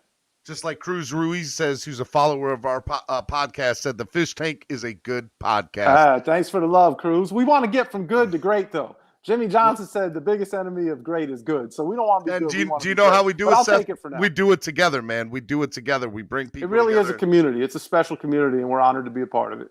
Well, Seth, I appreciate it, brother. Thank you so much for coming on and being a guest on Clock Blockers this morning. We'll see you again, and have a good one, man. Be good. You too. Thanks for having me. I apologize for the shaky Wi-Fi. Yeah, man. Come on, get better internet. People, there's a thing called wireless I work internet in nonprofit. I'm on wireless, man. I don't know. I'm on wireless. That's the problem. You've Peace got out, mail. man. All right, hey, Seth. Be good. And Waddle yeah. with it is fantastic. We play. Oh, do you like it? We played it Solo on the killed it, show. man. Yeah, he Solo always killed does. it. That's our He's guy. always good. Take All right, care. Seth. Be good. Be man. well. Bye. Bye-bye. All right, man. That was a lot of fun. Seth Levitt from the Fist Tank on the Miami Dolphins Podcast Network. I'm going to bring some people that were still waiting backstage just to kind of get their thoughts on it. And we get back into a Dolphin chat this morning on Dravius, Marcus, Dolphin Don, and Alexander. What's up, gentlemen? What's up? What's up again? Great interview, man. Loved it. Did you like it? That was good stuff. Good stuff. Yeah. He's a funny guy. I can't believe you put him on the spot like that, though, with Brady and Marino. Hey, man, I don't want people to ever be like, Steven throws softball questions to his guests. That ain't never going to happen. We're going to find out, are you a homer or are you being for real? It's an easy answer. Dan Marino. Come on, guys. All day, every day. Come on, guys. Twice on Sunday. For me, it's Marino all day. And that's not me being a homer. All right, so just Dolphin Down, what's going on, man? I haven't talked to you. How are you doing? Hey, man. Sorry, man. I've been having some car problems. Dealing with that. A little bit expensive and time consuming. Bro, you ain't. Hey, facts of life. It's the facts of life, man. Yeah. Hey, look. So let me ask you, what did you see from the team this past game, and what do you think about the bye week being so late for them? Do you think the bye week is going to change maybe the general direction of what this team is headed on, which is in the right direction? There are some people that are of the mindset, oh man, this is going to disrupt our flow. What are your thoughts about the bye week, Dolphin Don? Bye week's coming, man. A perfect time, man. We're on a 5-game winning streak. We got some swag as long as we don't get overconfident. And hopefully that line can do some work. Yeah, most definitely. Anybody else on the panel, I'd like to ask you, I'm just glad the bye week is situated in the perfect position for us to get a little healthier, get some of these dings and scrapes patched up, and hopefully, definitely 100% get Will Fuller back. He's been gone for a while. I think the bye week's the perfect time. One of those was a joke. Yeah, I was gonna say he ain't coming back. He's got to come back at some point, though. I heard late season buys are really good, especially when you've got a home game after the bye, and especially when that home game is the Jets after the bye. I'm not saying we should take them lightly. You never take an NFL team lightly. The Jets can still beat you, but if you were to ask me the perfect situation, it's go on a 5-game win streak, then get your bye, then have a home team against one of the worst teams in the NFL. Probably how I would design it if I were painting the perfect picture of a Dolphins season. There wouldn't be a 7-game losing streak in it, but this part would be in it. Master at Work is in the chat, guys, and Master at Work, you are welcome on the panel this morning. I welcome you to the panel for at least 2 minutes. You're staying on for nothing but about 2 minutes, but I'll let you get a word in. D1 Chosen, what's up, D1? What's good? Morning, D1. Morning, everybody. I saw a little typo in the chat, which is Master at Work. I saw a little typo, but what's good with everybody? Word of mouth and Master. All right, hold on, real quick, people. Put yourselves on mute. Let me talk to this guy. I'll take care of him. I'll take care of this jabroni. What's up, Master at Work? What's up, Master at Work? Look here, brother. Tonight, I'm going on, peasants? Oh my God. Hey, did y'all refurbish your playoff predictor calculator thingy majiggy? Absolutely. On how in the hell did. you guys take the division? Yeah, so Mac Jones will have 5 if you don't know, Master we don't at Work is a Cheatriots fan. Listen, but he's a good guy. We don't need to win the division. We just got to beat you in the playoffs. No. I was told that you guys are going to win a division with 10 wins. Oh, so that would have to lose. I never said that. And I never D1, D1. Do you want me to show? I got the comment. Tyson, who said that, Tyson? You said that. I said we'll win a division at 10 You said heading into the last game of the season that we're going to have the same amount of wins, and it's going to be for the division. If anything, no, I didn't. I said if anything, the last game of that last Patriots Dolphin game would be for who would get into the playoffs. If the Bills would have handled business yesterday, which the Bills did not handle business. Or I don't know, y'all could lose wherever y'all could be at. Y'all could be at 9-7. We're 9-7 when we meet y'all. So they're pretty much we're losing out. I mean, it would be hilarious. Yeah, because we're going to lose to the Colts, and then we're going to lose to Buffalo, and then we're going to lose to Jacksonville. Hey, if the Patriots lose to Jacksonville, that would make my entire season. I'm gonna be honest. We could miss the playoffs, and that would make my season. If we finish with both 10-7, then I believe you're not we'll finishing have break over. Why do we're not finishing with 10? So even if God came down himself and gave y'all 10 wins, you still don't get in. You still don't get in because you didn't get in with 10 wins last year. Master at work, my brother. How was that? Mother. You're in the 13th seed right now, right? So I'm looking at the standings. You're below every single team beside, like the Jets are below you. So you're in the 13th seed. So you need to climb every single team. How many of those teams have 6 wins and 6 losses? No, like hey, 4 of them? Master at work, just so you know, the top seed, everybody, with the exception of you all, if I'm correct, is tied at 8-4, with the exception of y'all. Y'all played one extra game, right? Yeah, we played one extra. We're on a bye week this week. Okay, all right. So are we? Okay. Then all the other teams are 7-4 or 7-5. So now you get to go look at that and you say, hey, look, where's the teams at 9th, 10th, 11th? They're all at 6-6. Miami 6-7. We're on our bye week now too, bro. The only tiebreaker you own is against Baltimore. But that's all we need. It doesn't matter if. But Baltimore is not going to get in.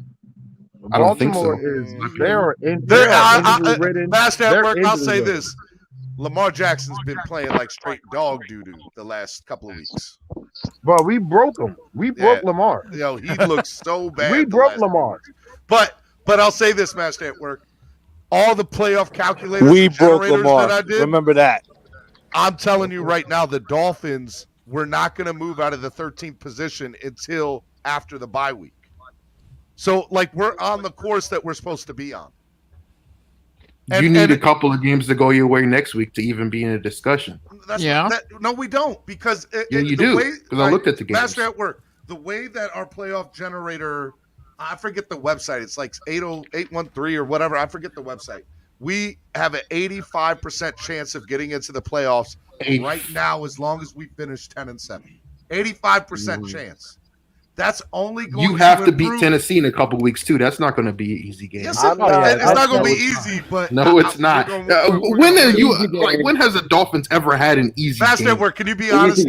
Master at work, be honest with me. Are the Dolphins right now not a top 5 hottest team in the NFL?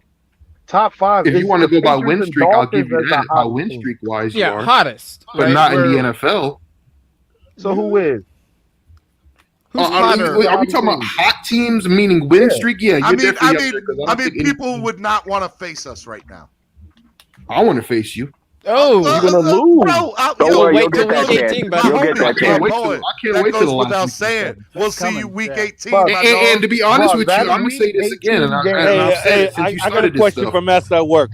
I want the Dolphins to win out, and I want you guys to have to beat us to get in the playoffs. I want to be the team to break your heart.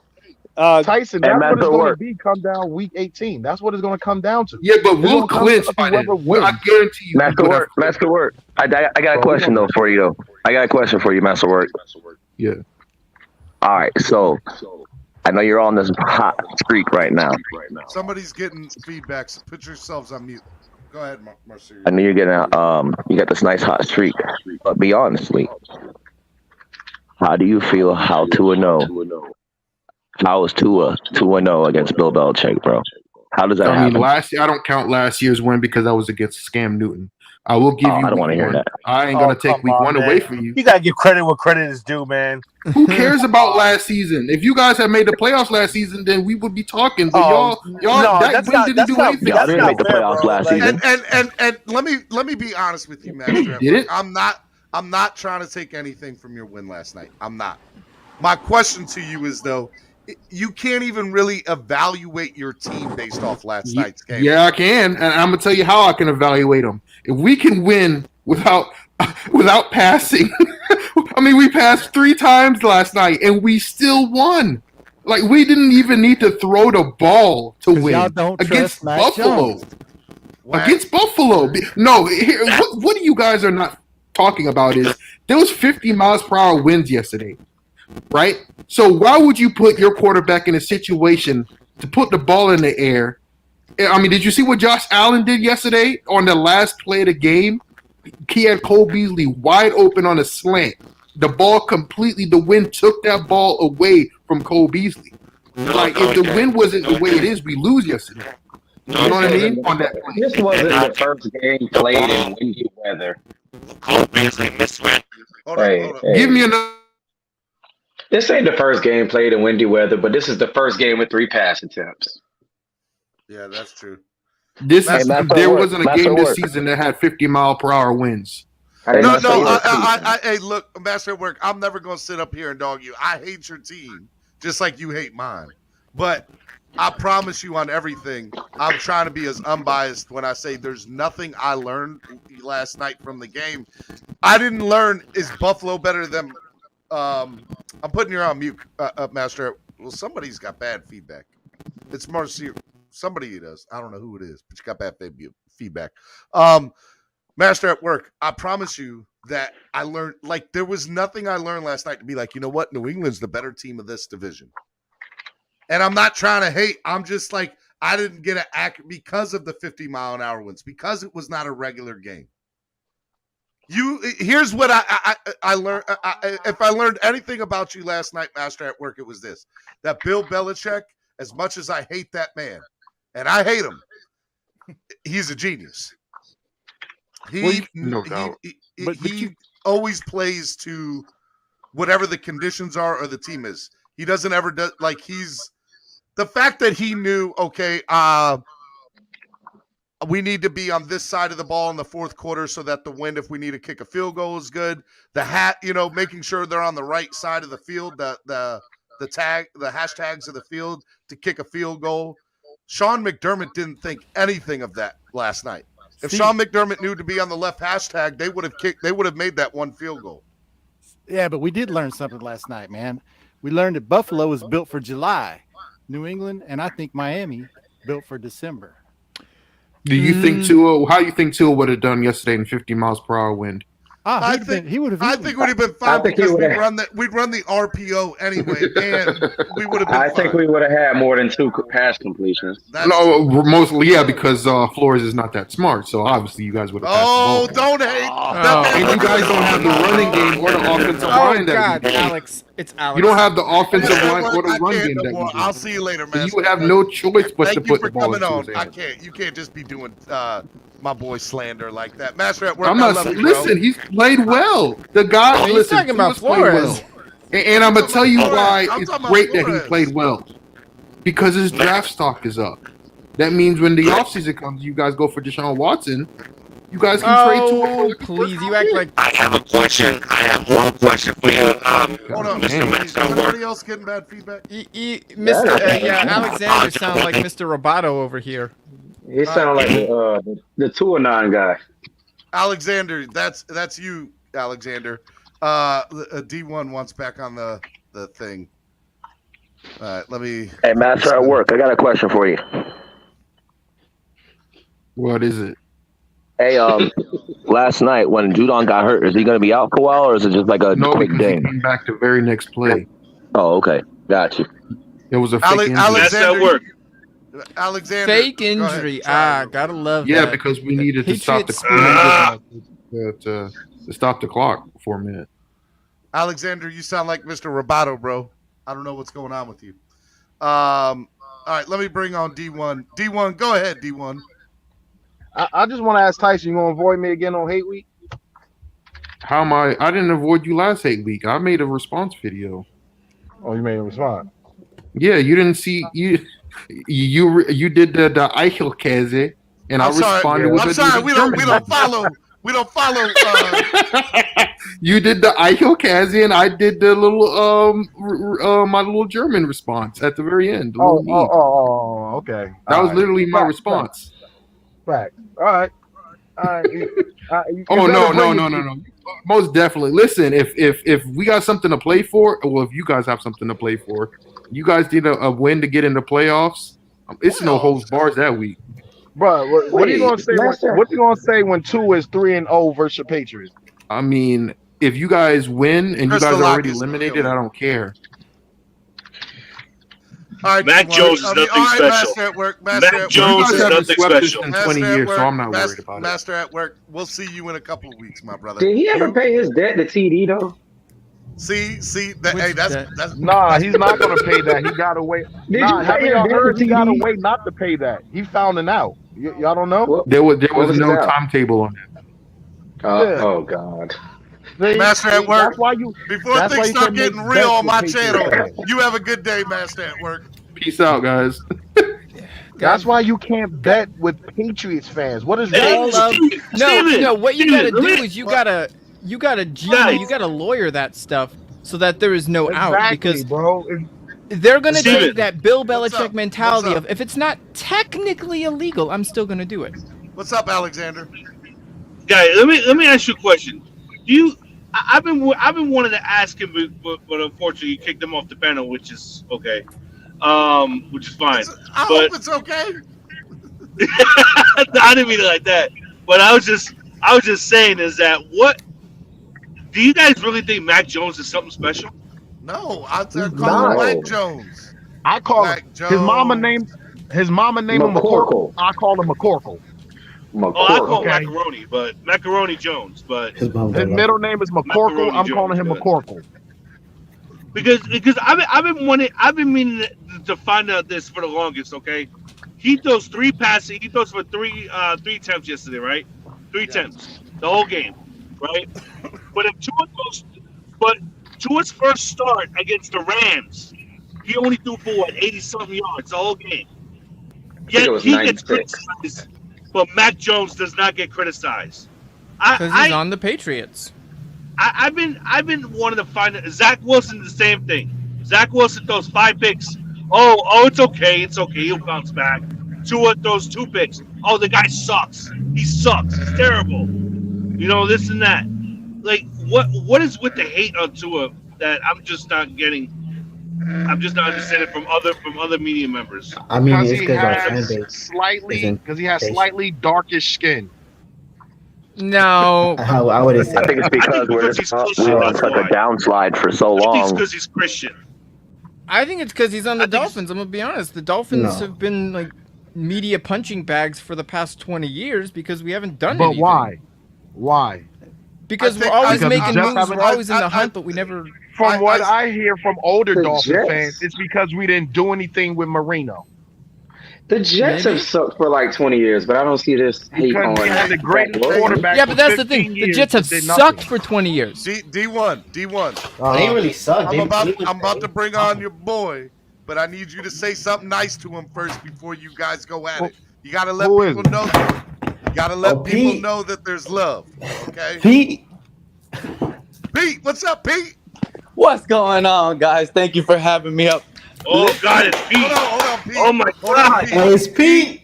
Before you get started, you and D1 need to say something nice about each other first. Pete, say something nice about D1. D1, you had great takes today so far. D1, say something nice about Pete. I like the spelling of his name. You gotta take it, Pete. You gotta take it where you can get it, okay? All right. Steven, why you be setting it up like this? Because I love when you two go at it, because people think y'all really hate each other, and I know y'all love each other, so it's fun. I don't hate anybody. I love this entire community. Why you think I'm always up? I don't hate anybody. Hey, I But I'm here for I got Alex. something to say to Estefan. No, I'm here I to. got something I'm to say actually. to Estefan. I actually got something to say to Go ahead. Alexander because you were the one talking about you don't understand why they go at Tua and you don't understand this and that. I can't stand Tua and this community shouldn't either. But at the same time, oh my God, the community does not like Mike. Listen to this take. Mike Gesicki gets hated on by this entire community for one thing, because he can't block. Oh, let's not re-sign him. He can't block. Oh, he sucks. He's limited. He can't block. But it's okay to dog Mike Gesicki because he's limited and he can't block. But the moment you say Tua is limited, he can't throw deep, there goes, oh, kick that guy out the panel. He don't know football. Come on. That's the issue with you guys. You guys don't bring real stuff up. Let's shut all this down. Let's shut all this down. Pete, what is considered a deep ball for you? What is considered a deep ball? A deep ball is actually, look, did you see the Bengals? Answer the question. Why can't you look, ever I'm answer gonna answer the it. question, Did you see the Don't answer Bengals? the I'm question answering with it. another question. I'm answering Do it. not Did answer you with see the another question. Bengals? Did you see the Bengals and Chargers game? Here we go. Did Oh you my see God. Herbert? Did you see Herbert launch it downfield for like 50 yards What is that it considered traveled a into deep the end ball zone? for you, Pete? What is considered a deep ball? A deep ball is a deep ball, something we haven't seen in No, Miami how for a many long yards time. is considered a deep ball? It doesn't matter about yards. I don't See, want you that's to. why I know I what can't- you're see, going to that's why tell I me. can't stand You Pete. know what a He deep never ball is. answers the You want me to question tell you? you Where's ask Master him. at work? Master at He work will never tell you. answered the The question. 2008 Master at work won't tell me the nothing. 2008 Patriots, remember how Tom Brady was throwing those 70-yard bombs to Randy Moss? That was Remember the how Tua 2007 used to throw those Patriots, by the way, not 70-yard the bombs 08. to Watto in college? That was the 07. That was the 07 Remember You know Watto what, Pete, catching that's funny. 70-yard Hold on. bombs in college from Tua? Where Pete, is that's that? funny because 15, when 14 Tom weeks Brady in first got in the into the league- bye, and we have not seen one. Not I find one. it funny that Pete brings up Tom Brady. What about the pass to Matt Collins? What about the pass to Matt Collins? What about the pass to Matt Collins? That's not a deep ball? That's an underthrown deep ball. Good catch, That's Mac underthrown Hollins. deep ball. Okay, Hey, Good hey, catch, hey, Mac hey, Hollins. turned around Blown and caught it. coverage, Mac Hollins. In a 100 blown yards. coverage. Is that a deep Remember ball? you guys made fun of Boy, you Jacoby? lucky my phone about to die. Remember you guys came up here and made fun of Jacoby Brissett at me because the only thing he completed to Isaiah Ford was on a blown coverage? Pete, we made fun at you about Jacoby Brissett because you said Jacoby Brissett was hey, better Steven. than Tua. He is Steven, better the than Tua. definition- No, Hey, he's Steven. not. He is a better quarterback than Tua. Can I have some of what you're smoking? Whether you guys like to believe it or not, there's no help, Steven. Hey, I'm sorry to Steven. tell you. If you're Steven, forced, Pete has look, his listen, own Steven. narrative No, for hold on. everything. I'm gonna ask you a question, Steven. No. You just Steven, talked I because got a question for the asked you panel. A question you didn't answer. Don't answer it. I then. told you what a deep Everybody, ball if was. Pete asked Herbert. you a question, don't answer it. Because that's I what he answered does. it, D1. You just No, didn't you like it didn't because it was answer my long. question. You did What not you answer wanted my was question. what You you two are wanted like- was D1 is that I know what you wanted. You wanted me to tell you What what you want? number. Yeah, All tell right, me a guys. number. All right, Tell me hold on. Both of you. I got to put both of y'all on mute. I got to take a timeout from Pete and D1. Andrevius, can you please make sense of this while these two guys are on mute for a second? First of all, I just feel like Pete came in with the we hate on Gesicki, and there's like a whole half of us that want to sign Gesicki. We were talking about re-signing Gesicki this morning. What is Pete talking about? I like Tua and Gesicki. I love their connection. What is he talking about? Like, You see, that's and why then it's like, I can't be bringing people in. I know Andrevius likes Gesicki. Guys, hold He on, backs hold on, me Pete, up. hold on. I had Hold to on. argue. Hold on, When I Pete. say that, Andrevius, Pete, hold on, Pete. Go ahead, Alexander. I said this morning that I don't know if I would re-sign Gesicki because he can't block. That's the reason why Pete came on the panel and said something about Gesicki. Now, here's the thing. I don't hate on Gesicki. I never have hated on Gesicki. I love the guy. I think he's a great tight end. The only thing that I said was he just telegraphs the offense. That's it. I never said that we should not re-sign him or any of that. and my rebuttal has always been our offense is going to be telegraphed anyway, so long as we can't run the ball. True, very true. Yes, I mean, I agree. Drubatron, what's up, Drubatron? How's it going? Anything you want to say to this craziness with these people up here? This craziness. Oh my gosh. This is absolutely insanity. This yeah. blasphemy that's coming from Pete. Go ahead, Drubbatron. Yeah, look, I don't want to go after Pete because I think everybody here's after Pete, but I will say I think Pete thinks Mike Glenn is a better quarterback than Tua. Maybe That's I don't what know, I but think. it's getting a little bit outplayed when. Go ahead, Drub. Drub, don't let. Drub, just go ahead, Go, Drub. Yeah, no. We keep hearing this like, you know, I know it when I see it, right? Every week with Tua, when he kind of shuts everybody up, the next thing, you know, they just keep moving the goalpost, and we move the goalpost, and you know, he doesn't do a deep ball, but he does do a deep ball, but it's not as deep as I want to see it, and we got to stop. I mean, it's crazy, and let's be honest. You know, I don't want to see Tua throwing 5 deep balls a game. You know, if he throws one, cool. But let's be honest, these are low percentage throws at best. Why do you want to get away from what he does best? This kid's throwing 75+% completion every game. I'm glad you said that. And we're winning. And we're winning. I would just listen, and I'll say one last thing, and then I'll shut my mouth. But we can see what Tua is capable of with a revolving door at wide receiver, with one of the worst offensive lines, not in the NFL, in NFL history, right? This is one of the worst offensive lines in the history of the NFL, and a lackluster running game. Average at times. Last week or the week before last with Lindsey, we looked great. Lindsey's out, and we went back to 60 yards running the ball. We can see Tua can be accurate. He can get the ball out quickly. He can get it to open guys. Get him an offensive line.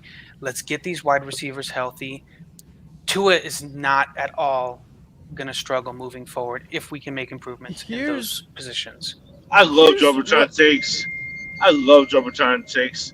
He has good takes every time. Look, if you guys want me to sound professional and sound nice and clear over the phone and not loud and obnoxious, then you guys need to bring more takes like that and not go at me. But at the end of the day, I'm going to tell you guys the truth, whether you guys like it or not. It is hard to evaluate anything on this offense under the helm of Tua and the cartilage of his passes being so short. Okay? It is hard to evaluate anything. And Pete, it's hard I don't want to interrupt evaluate you. this offensive line. But I will. The offense is built the way it is. It Pete, really the is. last 4 weeks, we're not doing Tua 5-step dropbacks traditional football. We're Tua creating is ranked second in yards per pass. average yards per attempt. And he looks frantic doing it. That's the issue with Tua. Pete, the passes are not short. I can pull up PFF for you. Tua is ranked second in the entire PFF league. Triggers people on No, here. I'm not talking about rankings. Dude. If I could talk about rankings. He's also ranked second in their ranking, but I'm not going to talk about that. I'm talking about pure statistics. Tua is ranked second since he's come back from the finger in average yards per attempt. So this whole thing about Tua throws short, dink and dunk it. He's throwing second highest yards per attempt in the league over the last 4 weeks. That's undisputable. This is not rankings. This is not, fancy QBR. This is statistics. This is the pure fact. What is his yards per attempt over the past four years? I think it's 7.2. I think it's 7.2 is the average. He's second in the league. Where are you getting these stats? Because according PFF, because they're the end all be all when it comes to numbers. So now my question is, in the year that he's played entirely, where does he rank at? I think he's probably middle of the pack throughout the whole year. Oh, okay. But the last 4 weeks. And now my next question, Drubaton, since you like stats so much. Go for it. Do those stats that PFF brought up, you think it's convincing anybody out there, since he's number 1 or number 2 on that stat, that he's a very good deep ball thrower? I'm not making any excuse. Hold on, no. Hold on, I'm not making. Let him answer, Pete. Let him answer. I'm not saying anything about throwing the deep ball. That's but what when you're saying? No. You're saying that he only throws 2 or 3 yard pass. He's only throwing short passes. The average yards per attempts are the highest in the league the last 4 years. But again, you can look at the whole year, but I don't want to look at the whole year. Honestly, let's be honest. Man to I'm man. being honest. This team, the last 5 weeks is not the same team we got the first few weeks. Honestly, this defense is not the same. Can I ask Pete a Tua is question? playing better. Everybody is playing better the last 5 weeks. This is not Pete, the same team. Can I ask you a question? Go Do ahead, you Mark. think our defense is good this year? I love my defense, bro. I could talk about defense and talk defense. We are ranked, I believe, 11th in total rushing defense this year. Mm-hmm. It might be a little bit lower than that, but we're ranked pretty middle of the road in rushing defense. Mm-hmm. The last 4 weeks, we've been a top 5 team in rushing defense. So, are you going to say that, well, this team's rushing defense sucks? Because even though they've consistently shown over the past 5 weeks that they can shut the run down, early in the season, they weren't able to do that. So I'm just going to say that they can't do that total. Even though they've shown that they can do that recently and consistently. Marcus, that's true, but sometimes you got to take, into effect the teams we were facing at the time. You don't think that makes a difference? We haven't really. The last running back we faced that was elite was who? Christian McCaffrey. Yes, and Lamar Jackson. Well, Christian McCaffrey only played half the game, Saquon right? Barkley as well. Gentlemen, Guys, Joe Lee is on the panel. Hello, Joe Lee. Hey, Jolie. Good morning, guys. Guys, I'm about to go into work, so I just wanted to go ahead and say I hope everybody has a great day. Many blessings to every single person on this panel, as well as in the chat. Go Fins and Pete. I just wish I could have some of what you're smoking because, man, I really don't understand half the takes that you even spill out your mouth. But anyway, much love to you, Pete. Alexander, much love to you. You're gonna have a super busy day at work. It's gonna be frustrating, just like Tua's frustrating. Why would you make that about that, Pete? It's gonna be frustrating. So They're gonna have wrong. so many complaints today. It's gonna go bad, bro. You see the Hey, but Pete, I love you, Pete. I know, I love you too. I love you, Pete. Stay safe. Steve, stay safe as well. You should actually stop. You know what? You want to talk about how bad Tua is with the deep throws? You should talk about how. No, Pete. No, Alexander. You already dropped mega bombs on my channel and then left. I cut you off, man. You ain't about to drop another bomb. Fool me once, shame on me. You fool me twice, I can't be fooled again, okay? I'm telling you. Hey, can y'all tell Alex I need to know what y'all smoking? Because maybe that's how I'll fall into the Tua trap. Steven, thank you for having me on. I got a question, Pete. Here's what you can smoke to be a fan of Tua. Joe Lee didn't get a chance to say hello. Oh, I'm sorry. Rude to Joe Lee. It's okay, guys. Good morning, guys. Again, hey, Joe, hey, everybody. Hey, Joe Lee. Good morning. Well, what I really just wanted to say is, first of all, Master at work, you're going down. I don't care what anybody says. Week 18, we're beating the Patriots. 2 is that, yes, Mike Gesicki right now, he's actually, numbers-wise, top 5 tight end. Top 4, really, because he's only 1 yard away from Waller, who just got injured with playing less games. And then 3, I wanted to say we had such an interesting win this weekend. It seemed slow. I think that's probably the one thing that I would have to say about our game. It just seemed like a slow game. Even though we were winning, it just seemed slow. Everything was taking a long time to develop. And I'm not really sure why, but a win is a win. I'm glad that we won, but it just seemed different than any other of the wins. I don't know if you guys can kind of speak into that. It just felt like a slow win. What do you guys think? On that. So, Jolie, speaking on and Pete, I get it. And who was throwing out a lot of statistics and PFF? I kept asking, what are the air yards? I don't care about the actual yards per attempt because receivers catch it and take off. I want to see what the air yards are. So when you could come up with those stats, let me know. Do you want to know who has the 4th lowest air yards in the league? The what? But those 4th lowest air yards in the league. I don't care about the lowest. Y'all, Lord and Savior Justin Herbert. Again, who said this? Justin Herbert was my Lord and Savior. Listen, I I've don't been care. following this Hold on. I Dolphins don't care YouTube about page Justin for a Herbert while. because I sat there and said, okay, what is the air yards? Because here's my concern. And this plays on what Jolie was just talking about that we took so long to get going. That our offense and this RPO is becoming way too predictable.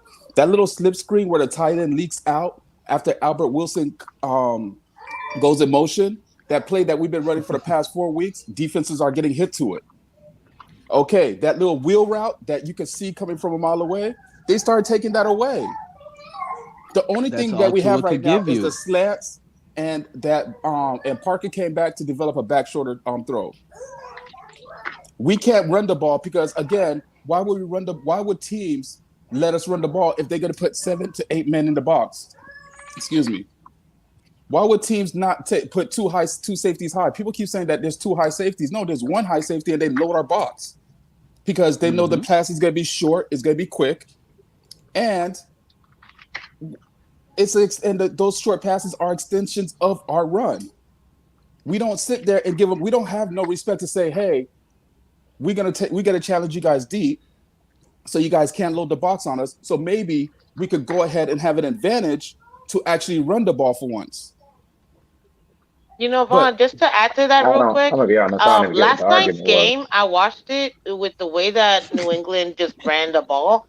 And I was talking to my brother, and we were discussing how, is this what we can look forward to week 18? Because obviously we're not the best at stopping the run. We're getting a little bit better. Let's be real, but we're not the best at it yet. I think that just comes in time.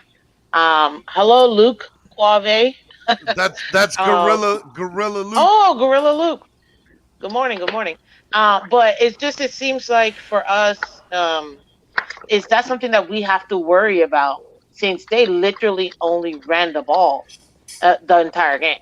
So I think we'll be okay. What do you think? I think how our they'll run implement defense will that be okay week 18? because when we played the Patriots the first time and they ran the ball all over us, we didn't have our star defensive tackle, right?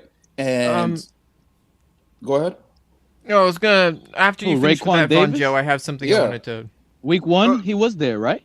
No, Raekwon wasn't here for the beginning of the season. He was hurt. He got hurt. I think he was injured. Yes, he was. He got hurt week 2. Yeah, he got hurt week 2. Yeah. Okay. Well. Yeah, Von Joe, get your story straight. Well, listen, Von I stand Joe. corrected. Then I stand corrected. But who was our middle linebacker at that time? Duke Riley, Landon Roberts, and But regardless, Von Joe, our run defense took a big hit those next 3 weeks. Buffalo and then Tampa, and then the other one were running all over us. Raekwon Davis came back. Our defense got better on the rush. Also, week 1, they didn't run all over us. They were dinking and dunking just like there was that one pop. They popped one on us for a touchdown. When I say run all over us, 4 yards a carry, 5 yards a carry is what they were averaging. That's running all over you. That's running all over you. So, yeah. Well, real quick to Omar Castro, yes, I am a Gesicki-neer. So 100% will accept that. I love Gesicki. I think everybody knows this by now. Go ahead, Marcus. So one thing I wanted to say, I'm not sure if this is exactly the stat you were looking for, but according to NFL Next Gen Stats, Tua's average intended air yards is 6.6. That ranks him bottom third in the league. Highest is Justin Fields with 10.2. And second is Lamar Jackson with 9.7. I believe that's average intended air yards per pass. It doesn't factor in incompletions or anything like that. So that's why I say that PFF score, I don't really care about that. Here's the reason that's impressive. Didn't I tell you? It was so now you want to go ahead and go to the last 4 weeks. Let me just say passes are all near the line of scrimmage. Now that Joe does was not telling you the little slip tight end screen coming off the play action. That's basically a run because nobody picks up the tight end and he throws it quick. That play is a wash. First point I want to make is that is for the entire season. That does not factor in the last 4 games or anything like that. That's whole season statistics. Second off, well, the last 4 games is when he actually had the deep balls. He had a couple deep balls, so that makes it even worse if you don't want to factor in the last 4 games. No, I'm saying like that doesn't just factor in the last 4 No, games, what- right? That what I've doesn't been take the last talking 4 about- games as the sample size. That takes the whole season. Yeah, what I've been talking about is what he's done the last And 4 weeks and the month of November the since his reason- return from the finger injury. The reason I think that is actually impressive is because 6.6 is very close to his 7.2 average yards per completion, right? So he's getting the ball out, and that's attempts, right? That's not completions. That is attempts. You're not wrong, Omar. What is happening is he's throwing the ball, and the balls are getting caught a lot, right?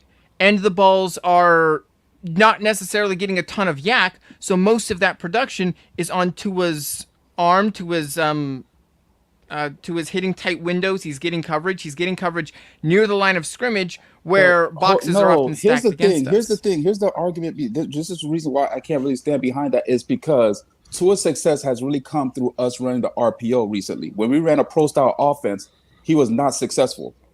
I'm pretty sure you guys cannot argue that with me. But we're Please having tell me you success. guys- Oh, they we're having can, success and in they the will. RPO. What's the No. What's So the hold problem? on. So hold on. Hold on. So hold on. Let him So finish. when you run an RPO option, right? That you run that RPO offense, it's going to be tight windows. Defenses are not going to respect anything behind them. Of course, everything is going to be close. That's what he does. I never took that away from Tua, that he could run an RPO. He is an RPO savant. All right, I'll give that all day. What I want is a little more pro-style offense because I believe once we start for playing those those- better defenses and going into the playoff, that RPO is not Okay, going to work. for those who say really that quick- Jacoby was better, we did run a more Why- pro-style why- offense why- with stop Jacoby. That, stop that. Stop no, that BS. Marcus, Stop and bringing up Jacoby. Von Joe, I was gonna bring up. Don't Listen, bring up Von Joe, trash. Do not bring up trash. Von We all Joe, know Jacoby Von is Joe, not great. He's Von Joe, a backup Von quarterback Joe. for a reason. If you want Von to compare Joe. my starting quarterback to a backup quarterback, I have a problem. Okay. Hold on. Well, Your then you go starting have- quarterback- I don't Von think- Joe, Von Joe, hold on, I Steven, don't 'cause think I'm we not have gonna an let offensive I'm not gonna line. let nobody diss Brissett like that right now. You got one Because he's ally a right there. Hey, Hold hey, on, when y'all hold finish, on. let me say something too. No, they're not gonna diss Brissett like that, Yeah, bro. and I That want to guy, say hold on. something after Polo too. Hold on. I gotta. Von Joe, you're over here asking for a pro-style offense. This is what I've been screaming about Brissett and what exactly he brings with us. Whether it was good or bad, it doesn't matter. He runs a pro-style offense. Tua is running this simplified RPO, and that's all he can do. And this is my argument with you guys. We I don't care. have I don't the want that O-line offense. for I a want pro-style Jacoby offense. and a See, pro-style let- offense. Pete, Thank let you guys. Polo go. Polo. Pete, you lost me. It doesn't matter if it's good or bad. Hey, look, Polo, go. whether Tua ears or Tua haters, the stats you guys use are kind of screwed. Like the yards per attempt, it's basically formed off of completions and then attempts. Is not really a metric you can use. And Von Joe, when you said that in the beginning, I think you kind of mixed that up with yards after the catch because that's not Tua's fault. That's a receiver's doing. And when you want to bring up how Tua air yards is not efficient enough, you got to remember the scheme. I feel like every fan say they know we used RPO, but suddenly I don't think you guys really know because he's supposed to get the ball out quickly, and I don't know how he's getting hated for that. He should. He's supposed to get the that part. I'm gonna let you finish. Sorry. but I'm gonna your let you part finish. was, but your first part was that what's his air yards? He can't do big air yard plays like how Herbert does or like how Rodgers does because he runs an RPO. He runs that scheme. Exactly. After This is my Jolie, issue. I Real want to say quick, something. wait. Yeah, let me real quick. I will say this. I saw one play that my jaw dropped when he threw that ball for the touchdown. I think it's to Albert Wilson. When he did the fake to the running back and then held the ball, I didn't even notice that he even still had the ball, and then he threw it. I mean, that was just Isaiah complete Ford, by genius. the The way. only thing I would say in that play, I mean, I rewatched it like 100 times, is the running back needed to do a little bit better job of faking that he had the ball, and that would have been an even better That was an RPO. elite play. But that was so amazing the way he tucked that ball away, and it stunned me so hard. I was like, wait, did he just throw the ball? Because I thought that was a run. It was so good. Elite, But that thing I will was say this. amazing. I will that's say what I this said about that Tua. He knows how to do that play. Actually, when it comes, yeah, he's really good at that. One thing that I do want to see, which he's been really good at all year, is hurry up offense. I'm hoping that's something that we can go ahead in these next few games, especially at the Jets game. We need to go ahead and establish that hurry up offense because you can tell they're doing a lot more plays now for him, and he's feeling a lot more confident, a lot more loose. And if we do that hurry up offense, it'll kind of take off that heat from the RPO and those little screen passes that I agreed, Von Joe. We need to stop because that's the same one that they did towards. I forgot what week, but it was the one to Waddle that they got a safety on us. We need to stop with that right now. We need to let that cool off. But if we go ahead and go back to the hurry up offense, I think that's going to be even better. Like something else that we can add for him to be successful. Jolie, we can't do that was because my we can't do that because we got burn out our defense. Okay. That hurry up style is too risky for us because we're more likely to go 3 and out. And our defense we'll be back in the beginning of the year, our defense on the field forever. And we're complaining, our defense gave it up on the fourth quarter. Of course they gave it up on the fourth quarter. We can still mix it up. We can still mix it up. I do want to hit the reset button. Guys, this is Miami Sports Music Podcast Network's #1 Miami fan morning show. Talk to him, Steven. Clap Blockers, baby. Every weekday. Home of the flip-floppers. Home of the flip-floppers. I do want to remind you all tonight, Hellfins, Spanish-speaking Miami Dolphins podcast. But they will have a really special guest tonight on their show. Tonight's guest on Hellfins is none other than Omar Kelly. So Omar Kelly on Spanish channel? On the Spanish channel. Habla español. So Omar Kelly speaking Spanish? I don't know. Hold on, I'm tuning in, baby. They texted me and said, hey, we got Omar Kelly on the show. I haven't even gotten Omar Kelly on my show. So I'm a good translator. I'm a good translator. I'll tell everything, and everything that will come out for you, Omar, is Tua sucks. Tua sucks. I'm messing with you. Shout out to Omar for going on the Spanish-speaking Hellfins tonight. That'll be a really, really cool show. All right. Make sure you guys go check that out. And then I heard my man, something happened with Angel. I should get more details today. It looked like he was in some sort of accident and was in the emergency room. I do not have all the details of it. But I want to get more details later on this afternoon when I reach out to him. So just put Angel in your prayers. I'm pretty sure he's okay. I haven't heard anything other than that. So, and maybe I saw an old photo because I just saw a photo on social media this morning and it was him in a brace. And I'm like, all right, well, let me do this show and then I'll reach out. So I just want to make sure he's cool. So, I don't know if Combat Sports Show is going to happen tomorrow or not. So just be on standby about that. And then I do want to remind you all tomorrow we're going to have a state of the clubs, Florida and the Miami Heat. And I just got a text message that Xavier Scruggs from ESPN, who covers Major League Baseball, he's going to be on with me for a half hour tomorrow as well. So we're going to hit up all the major sports teams in Florida tomorrow and have an in-depth discussion about the state of what's going on with them. So be on the lookout for that. That'll be a lot of fun. And then on Thursday, obviously, get Richmond Webb in HOF. My man Richmond Webb will be on as a guest for a little while, as well as the weekly report from Daniel Oyefusi from the Miami Herald. So make sure you guys check out the next couple of days. There will be a lot of great content. All right. Now that I did all that, if you guys also want to donate to the channel, help the channel grow, you guys can use the YouTube Live Super Chat, which is the $sign down at the bottom of the chat. You guys can also use PayPal, which is MSM Podcast Network, or Cash App, which is $sign MSM Podcast Network. And if you need the links for that, they are in the description below. So make sure you check that out. And last thing, if you guys haven't done so already, and I know a lot of you haven't, guys, hit that like button. Hey, everybody on the panel, tell them to hit that like button. Hit that like button. Hit the like button. Steven, subscribe. hit the like button. Subscribe. What these guys don't know, if they hit the like button, Tua balls out. That's the key. Facts. 81 of you are watching. Hit the like button. There's only 41 likes. Pete, I do gotta say something though, Pete. Hey, but shout out to you, Steven, man. You got a whole bunch of stuff coming up. I like everything you got going on. I'm proud of you and the whole Miami Sports Music Network and everything you got going on, from Spanish to to hockey, to everything, man. And I love that you give us the opportunity to come here all the time and give us our Dolphin thoughts. I mean, this is an amazing morning shows that you have every day, with or Agreed. without me, Steven. Keep doing it. Always strive for more like you're doing. And I love it, man. Fins up. Hey, Pete. Awesome. Question. Hey, Fins no, up, Pete. we're gonna do final thoughts of the day. We're gonna do final thoughts of the day. So we're gonna wrap it up. And Pete, I'll let you kind of go there.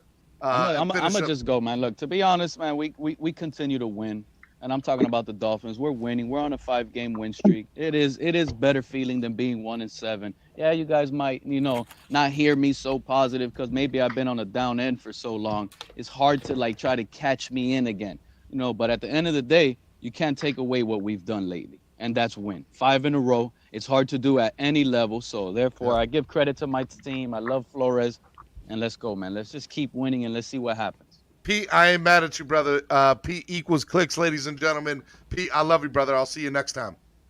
Hey, Steven, I could go next since I'm about to head out. Yep, go ahead, Bonjo. First of all, like Pete said, reiterate, we're on a 5-game winning streak.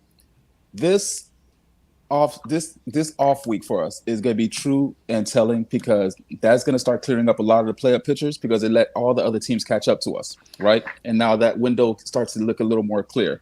So, hey, I'm just saying, fins up. Again, my argument is always about the here and the future. Don't care what's going on in the past, right? I'm always about the now, the future, and the logo. I stand by the logo, and I'm one of those guys that's really logo over the players. Because players are going to come and go, but that logo always stay. And we're always going to say fins up. Fins up, Bonjo. You're the man, brother. I'll talk to you later, buddy. All right, I have Estefan in the back room. Estefan, do you want to do your final thought of the day? No, I'm not ready yet. No, I'm just playing. Nah, man. Congrats to you, man. This shows, man, I don't even jump up here no more, first thing no more, because, man, you get flooded with people on StreamYard, so congrats to you, man. I mean, I remember, I think the first time I listened to your show was like the second day, man. I know Chef G was one of your first subscribers, but man, you've come a long way, man. You remember that first week? I seriously need to think about it more often than I do because there's times I can get discouraged, and I just got to remember how far I've come from one week to another. Yeah, man. You would see the chat, and it was like dead, man. It was crickets. But man, you used to have to beg for 30 likes. I know, bro. You're not lying. You're not lying. I used to have to beg for 30 likes but in a short time, you've come a long way. My hat's off to you, man. The show's doing good. You know, I'm always in the chat trolling everybody, so that's how I do. But man, good job, and we'll see you tomorrow morning. All right, Estefan, you're the man, brother. I appreciate the love, man. It means a lot. Pete with the $20 donation, man. Thank you, Pete. I appreciate that, Pete. Thank you so much. Pete is always shown love every single which way, and so has Estefan. I appreciate both of you gentlemen. You guys are great. All right, Marcia, say your name for me one time so I say it correctly. Mauricio, but you can call me Maurice. All right, Maurice. Yes, sir. What's up, I just wanted to say I appreciate you fellas for having me on the panel today. First time. Just wanted to say, let's keep these wins. I'm sorry? And ladies, don't forget Jolie. And ladies, I am so sorry, Miss Jolie. I apologize. Anyway, we'll let you slide, Maurice. It's your first time on the panel, and I appreciate it. Just give me the one slide. Thank you, ladies and gentlemen, for having me on the panel. And I just want to say I hope we get this 5 in a row. Keep on rolling. I'm really interested to see what happens next week with all the games, and hopefully we can just move up a couple slots and just keep this wins going and pile them up, man. Just hopefully the coach and the players to stay focused, and let's get to 10 wins and hopefully fight for the playoffs. You're the man, Maurice. I appreciate it. Thank you for coming on, man. Bye, Maurice. You. All right, let's go to Polo. Hey, Steven, I don't know what's going on with you, man, but you've been blowing up, and I'm happy for you, honestly. I don't even wake up at 8 o'clock, but, ever since it's I think I saw this show, the Bills game? It was streaming the Buffalo Bills therapy loss. Yep. I don't know, man. You've been on a roll, and I'm proud of you. And we hit, donation goal 2 times this week or last week? Last week, and you're just blowing up, and I'm happy for you, man. Just like the Dolphins, you're on this little win streak. So keep it going. And, Polo, man, thank you, man. The kind words are definitely flattering this morning, man. I really appreciate it. Nah, man, you deserve it. You really do. I appreciate it, Polo. Polo, we'll see you tomorrow, all right, big guy? All right, man. Have a nice one. You too. Guys, you guys are going to make me cry this morning, man. Y'all over here saying all this flattering stuff about me. I'm not expecting all these kind words. I appreciate them, though. They mean a lot. All right, Maurice, or Marcus. I said Maurice. Marcus. All right. Well, thank you. I appreciate that. And it's not. I do got a U in my name, so it's kind of weird. You know, you probably just got a little confused. It's fine. I'll only take a little bit of offense to it. So I guess I don't know. Final thoughts today. Probably just. I think everybody needs to kind of calm down when it comes to what players they hate and what they do and don't think, and I'm sick of people arguing against things that other people didn't say, right? Where like I'm coming into a discussion and I say what I mean, and then somebody else starts arguing with someone else that they were talking to yesterday, and it's like I didn't say that. I never said that. I never said Tua was, the greatest of all time, and you can't criticize the man, right? So that annoys me when people are debating Tuaneers who aren't even on the panel, and us reasonable people are trying to make a rational defense for the guy, and we get lumped in with people who say that every pass is golden, and you can't say anything wrong about the kid. So it's like, just listen to what I'm saying. And then, we can have a discussion, but ultimately what matters most is what the coaches think and what the front office thinks and whether or not they decide that Tua is the guy. So, all of this back and forth, it's fun and I enjoy it and it helps us, work out our football brains and stuff. But, let's not get too heated about whether or not we think that, Tua is or isn't, or Gesicki is or isn't, and all that stuff. And just accept the fact that we're fans, that we love each other, and that we're on a 5-game win streak that's about to be a 9-game win streak. So, thank you all. Thank you, Dolphins. Fins up. You're Thank you, Marcus. Fins up. And thank you, Fins Steven, up. for having me on the show. I was going to say something about, it's lady and gentlemen, because we only have Joe Lee, but then I remembered Master at Work was on the podcast. So thank you all, ladies and gentlemen. Oh, good one. Shots fired. Bang, bang. Yikes. Shots fired. I love Take it. care. I love it. Be good, man. Drubbatron. So I'll keep it positive. I'll move off the Tua talk. I think one of the biggest things that we all have to look forward to with this Dolphins team is we have probably one of the best young talented pool of players in the entire league.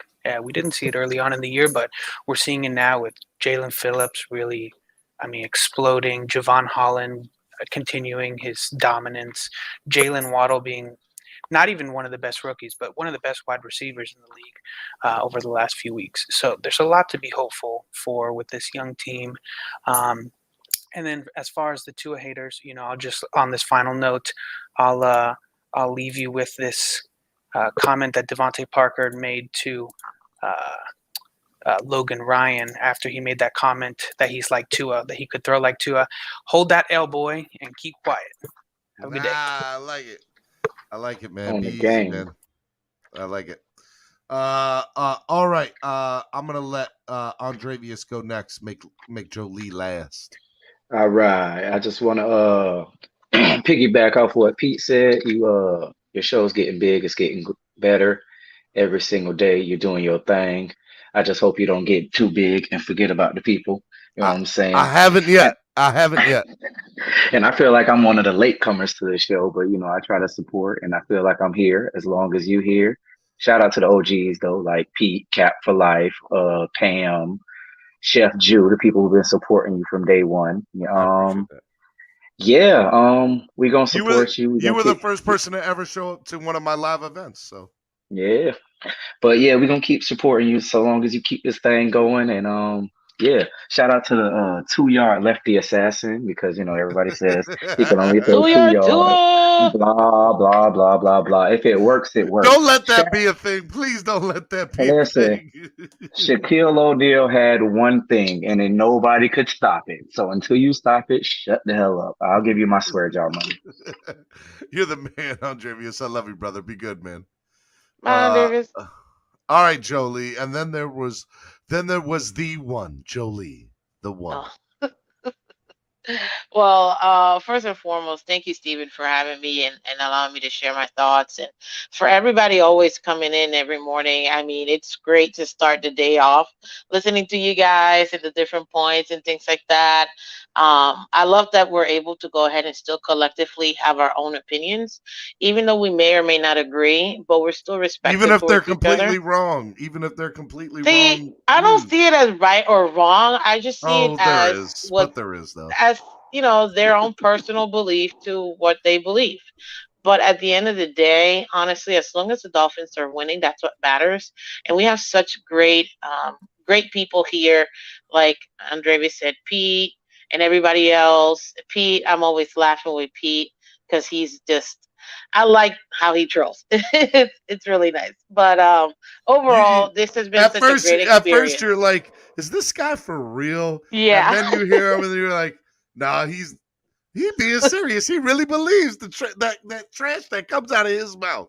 And then you're like, you know what? I gotta love this man because he believes it and he don't back down from it. And Exactly. And No, but about that. Him and everybody else, even in the chat, I know that it could get a little bit rough out here, but at the end of the day, honestly, Steven, if we didn't right?